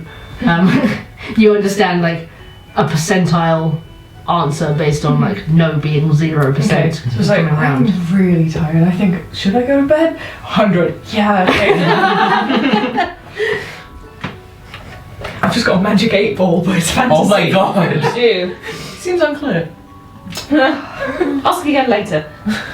I would say with your dagger, whilst you can't decipher like the full meaning of it, you know that it's definitely +1. Okay. But because you can't get the rest of it clean or usable yet, you can't like see what the runes are or interpret like what any other ability it does is yet. Okay. But you can see that you've got a +1 dagger that needs a bit of care. I'll clean you at home.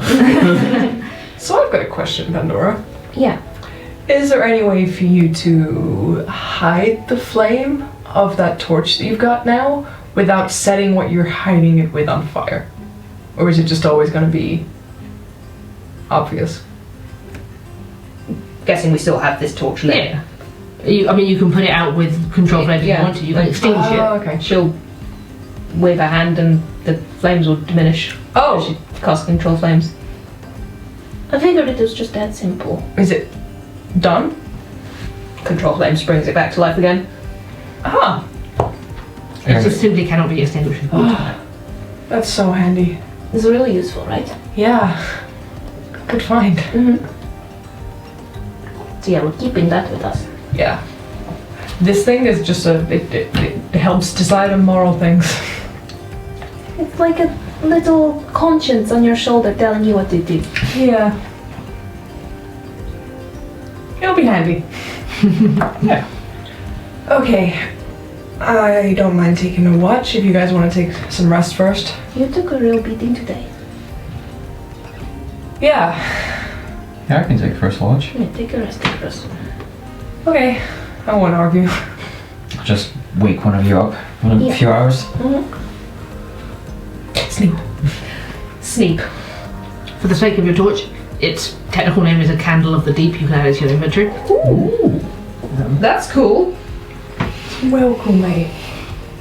The moral compass I still need to make. So is that a real item? Yes. That's so cool.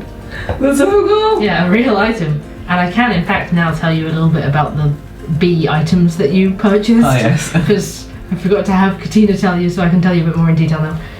1 second. She wrote it on, like, slip. Yeah, Yeah. like Little instructions. it's in her little package of stuff that Yeah, she sent you away with. We get out for dinner for the night and we're like, ooh, letters! Little hearts that have got bees in them. Okay, so you had the bee venom.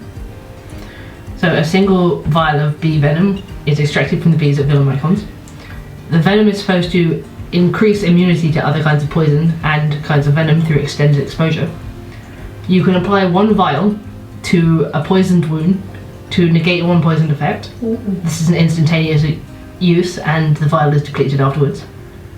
Alternatively, if you have a supply of the vials, if you drink them as a health supplement 1 vial per day for 30 consecutive days, you gain resistance to poison for the following 30 days. Ooh. The effect can be kept up for 30 days after the 30 days by having 1 more dose every week. It's an expensive endeavour, but it's a permanent resistance as long as you keep taking the supplement, essentially. This is a long game. It really is. You're gonna go back and buy more bee venom. Spend all of your money on bee venom. She has included at the bottom of her note, like, it's 10 gold pieces from them. You can buy them at most, like, herbalist and medicinal shops, but she can't help you on the price. They can charge whatever they want for them. Fair. The pollen. Your funky little vial of little pollen dust is said to increase endurance, enhance immunity, and improve confidence. As a single use, it can be consumed to give a boost against constitution-related effects for 24 hours. Nice. When affected by a magical or non-magical effect that requires you to make a constitution saving throw, on a failure, halve the damage instead of taking full damage. If it requires you to take half damage on a success, take none for 24 hours. Once again, it's expended after one use. Yeah. It does also have a 30 consecutive use feature if you buy 30 of them.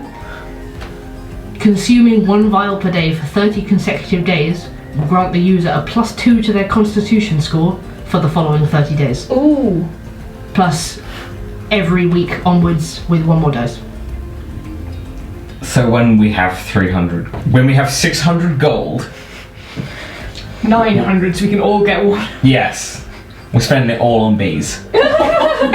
All on bees. All on bees. This is a long game. We're investing in bees. We got bee stonks. Cheese.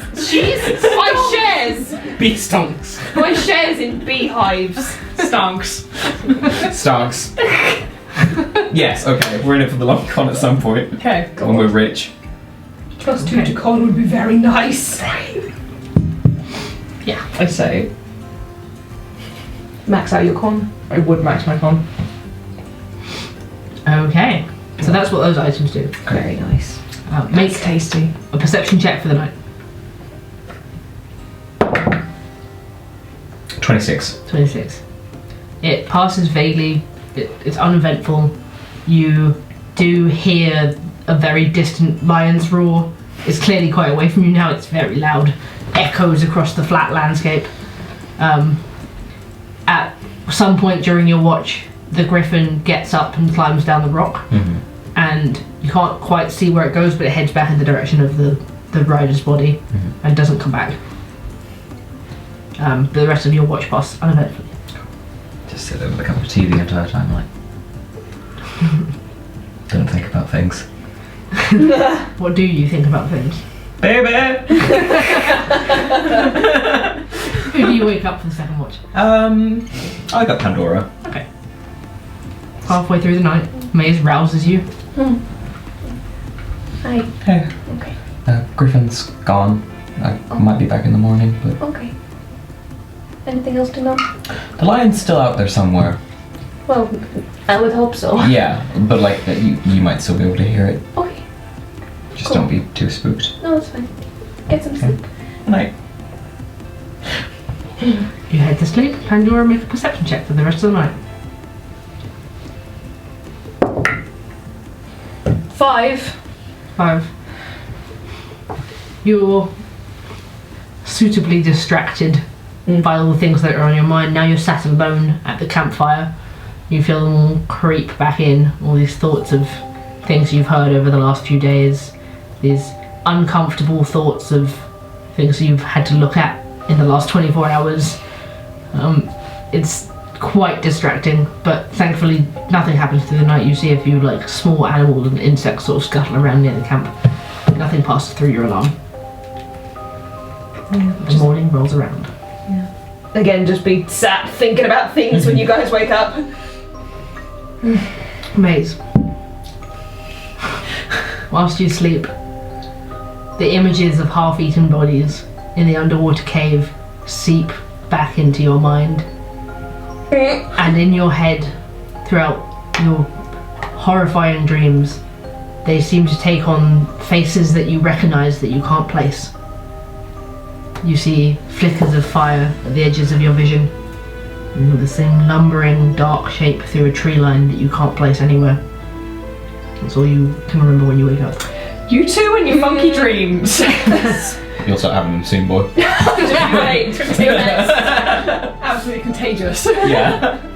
Awful. We did have courgette a couple nights ago. It's true. You're right. Funky courgette dreams. Yep. It's scientifically It's a proven. thing. In the morning, you're all able to see the griffin is not lying up on the rock, but in the daylight, you can see the shape of it laying with the body of the rider, like very faintly on the horizon. I feel like we should have taken the body to the camp with us, but too late. Can I get the book with all of like the animal information that we read last night and just pack it away with like the Sure. fur of Yeah, the lion? Good evidence. Yeah, evidence essentially. Mm-hmm. Make sure there's nothing left on the guy that was left behind that we kicked out of the... Nothing worth finding. Some Okay. old ratty weapons and armour. And head over towards the griffin and the Yeah. rider. Yeah. Get our horses, get our long mistaken cow. Oh, SWAT a procession. Yep. Oh, God. You lead your lumbering, not quite cow through the fields down towards where the griffin is not sleeping anymore, just laying there with its head on the body of its rider. So sad. Hey, buddy. Ah! Do you want to come find some new friends? Pushes up onto its feet and like nudges its head against the rider again. I'm going to investigate the rider to see if there's any... And again, now it's daytime maybe. Now it's daytime, you've got all the time in the world as Okay. well. And you've earned the griffin's trust, so I'm not going to make you roll another investigation check. You gently reassuring the griffin as you go, search the body over. You find a small pouch with some gold pieces in it. Adds up to 12 gold. A set of oddly weighted dice. Cheeky. You notice that the boots that he's wearing look particularly fancy. We're going to take those boots. I feel really bad doing that with a griffin watching. It's like... Yo, Griffin, can we take these boots? You find a small metal disc, like silver metal disc, with an image of a feather engraved onto the top of it. A golden pendant with the insignia of a griffin in flight hanging around a man's neck. And 2 letters. What are the letters? One of them is sealed. The one that isn't sealed you pop open quickly, and it's basically an order requesting that, if found, to basically burn the body.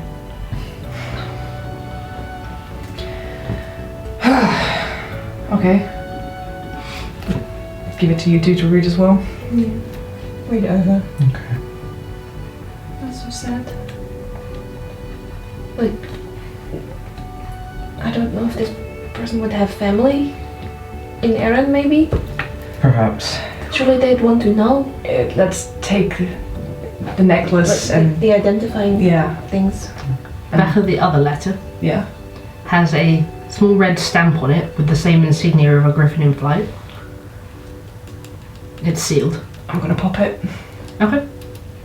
You crack it open, you pull out the parchment from inside and unfold it.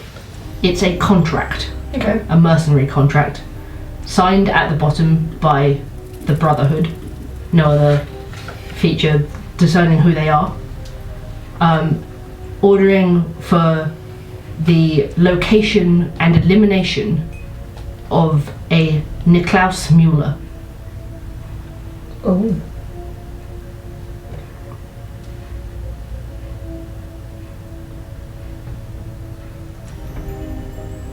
There is no further details as to who has requested this contract, where it is being carried out, or whether it's been completed. What does it say? You good, Icarus?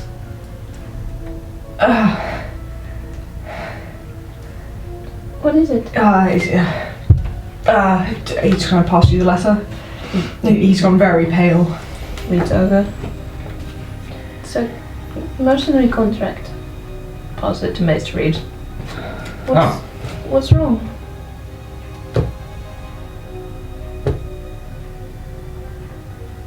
Another name. Nicholas Muro? Yeah. Who is it?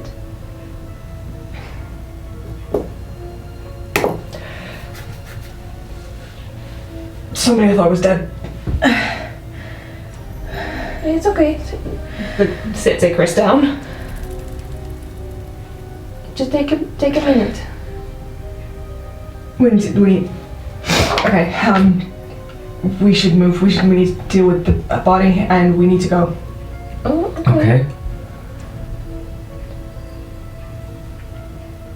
Can one of you tell Griffin what's going on? I need to have a walk for a minute. Okay. Sure. I'll go up to the griffin. Hi. He bows his head down to you. Bows to it as well.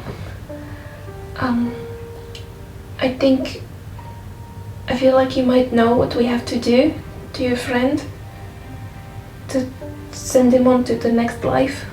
Lets out a huff of breath, and like sort of looks away. I know, I'm sorry. Do they have family that you know of? Just looks at you. You can't read the expression on its face.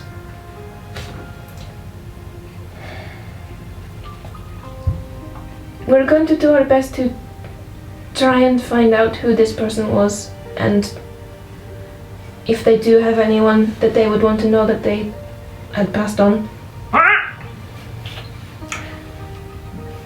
If we take the It shows the amulet and the little disc of silver. It shakes its head back towards the saddle it's still wearing, Okay. and you can see the same symbol like engraved onto the saddle, Mm-hmm. along with just the name Ajax at the top of the saddle. Ajax. Is that something we would have heard of at all? No. Okay. It's potentially just the griffin's name. Are you Ajax? It's nice to meet you, Ajax.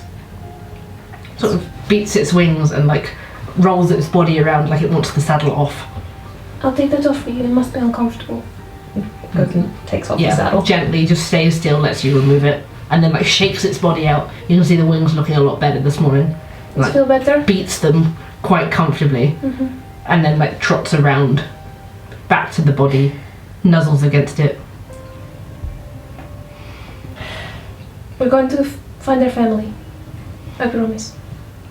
One more nod, and then sort of looks over you as well. You where you're off taking a walk in the walking area. I'm coming back. As you're reapproaching, looks like it's about to bolt.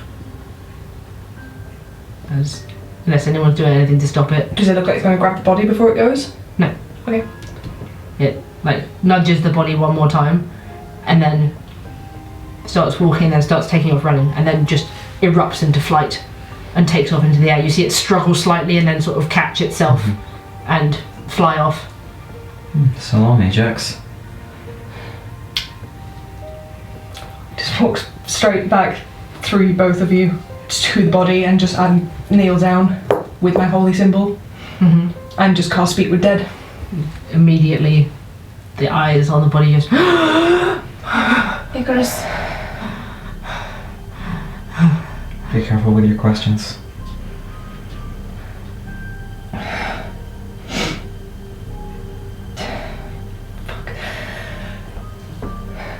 Who is the Brotherhood?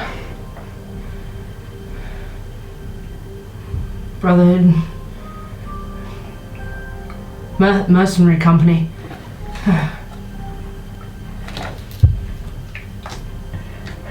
Were you taking this scroll to somebody? This... for them to do it? Were you doing it? Weren't taking it. Had taken a contract.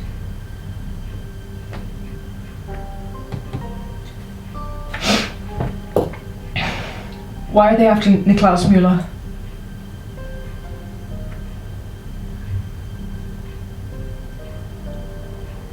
I can't say. I don't know.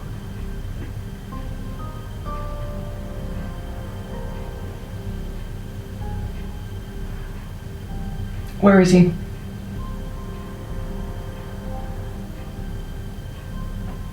I don't know.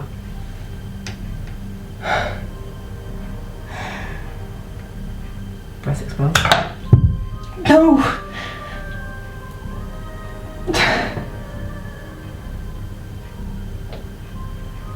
You need a minute.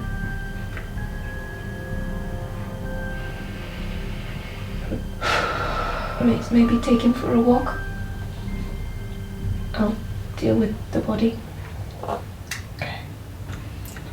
I'm having a dilemma because I really want those shoes, but I don't think Maze would take them off a dead man. God damn it. Icarus will take them off them.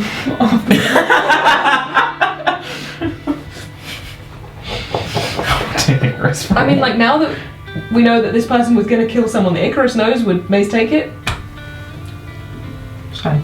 You can take them off. Take the boots. I want the boots! Take the boots. I'm then. taking the boots! Are you taking the other stuff? Yes. Yeah, like Okay. the identifying features. The gold. Fuck it. Yeah. Yeah, sure, why not? And then I'll take Icarus for a walk. I will give it to the body their last rites first. And then, yeah, Icarus and Maze depart, sort of walking away back towards the water line, basically, leaving you with the body. Yeah. I'll burn it after taking all of the stuff off it. You check it over one last time. Mm-hmm. You stand back and set it alight, and it burns up quickly.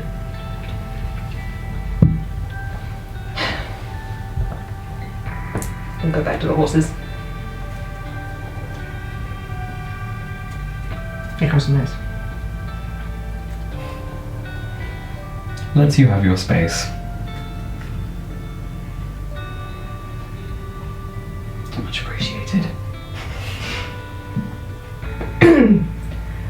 Wait till until Pandora is done and then just turns back towards the horses and starts making his way there. Let's go home. Yeah. Okay.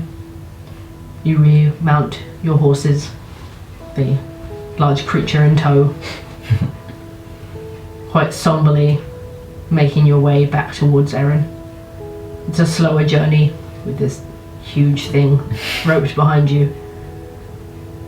The atmosphere's strange, unsure of what you've just uncovered. But soon enough, the huge walls of the city come into view, and you find yourself approaching the gates of Erin, returning once again to the academy.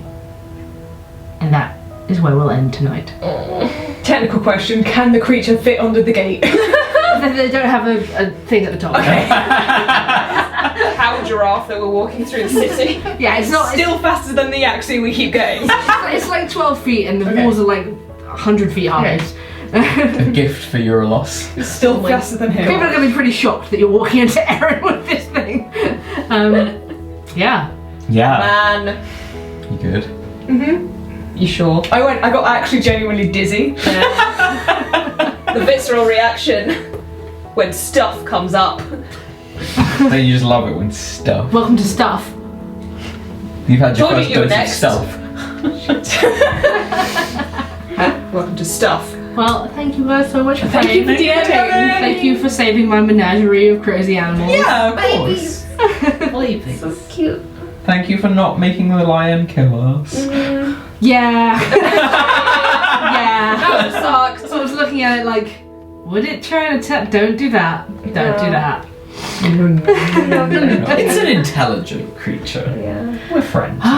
What does the next episode hold? From here. Well, you know, maybe. Maybe so. Unless. Thank you so much, babe. Thank you guys for playing. Thank you everyone so much for watching. Until next time, we are NyxRising, and we love you. Love you. Love you. We'll see you on Wednesday. Bye.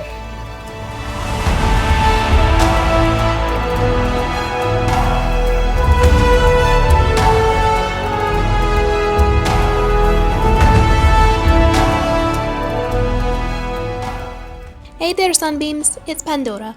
Thank goodness we finally made it back to Erin in one piece. I thought it was never going to happen. You can support our little show on Patreon at patreon.com/NyxRising to get lots of wonderful perks. And you can also support us on YouTube via the join button. Special thanks as always to our executive producers, Alexandra Johnson, Liam Moran, Emily Hogarth, Lisa, Stef Sharp, and Katelyn Ferguson. Until next time, always do your best, and we'll see you on Wednesday.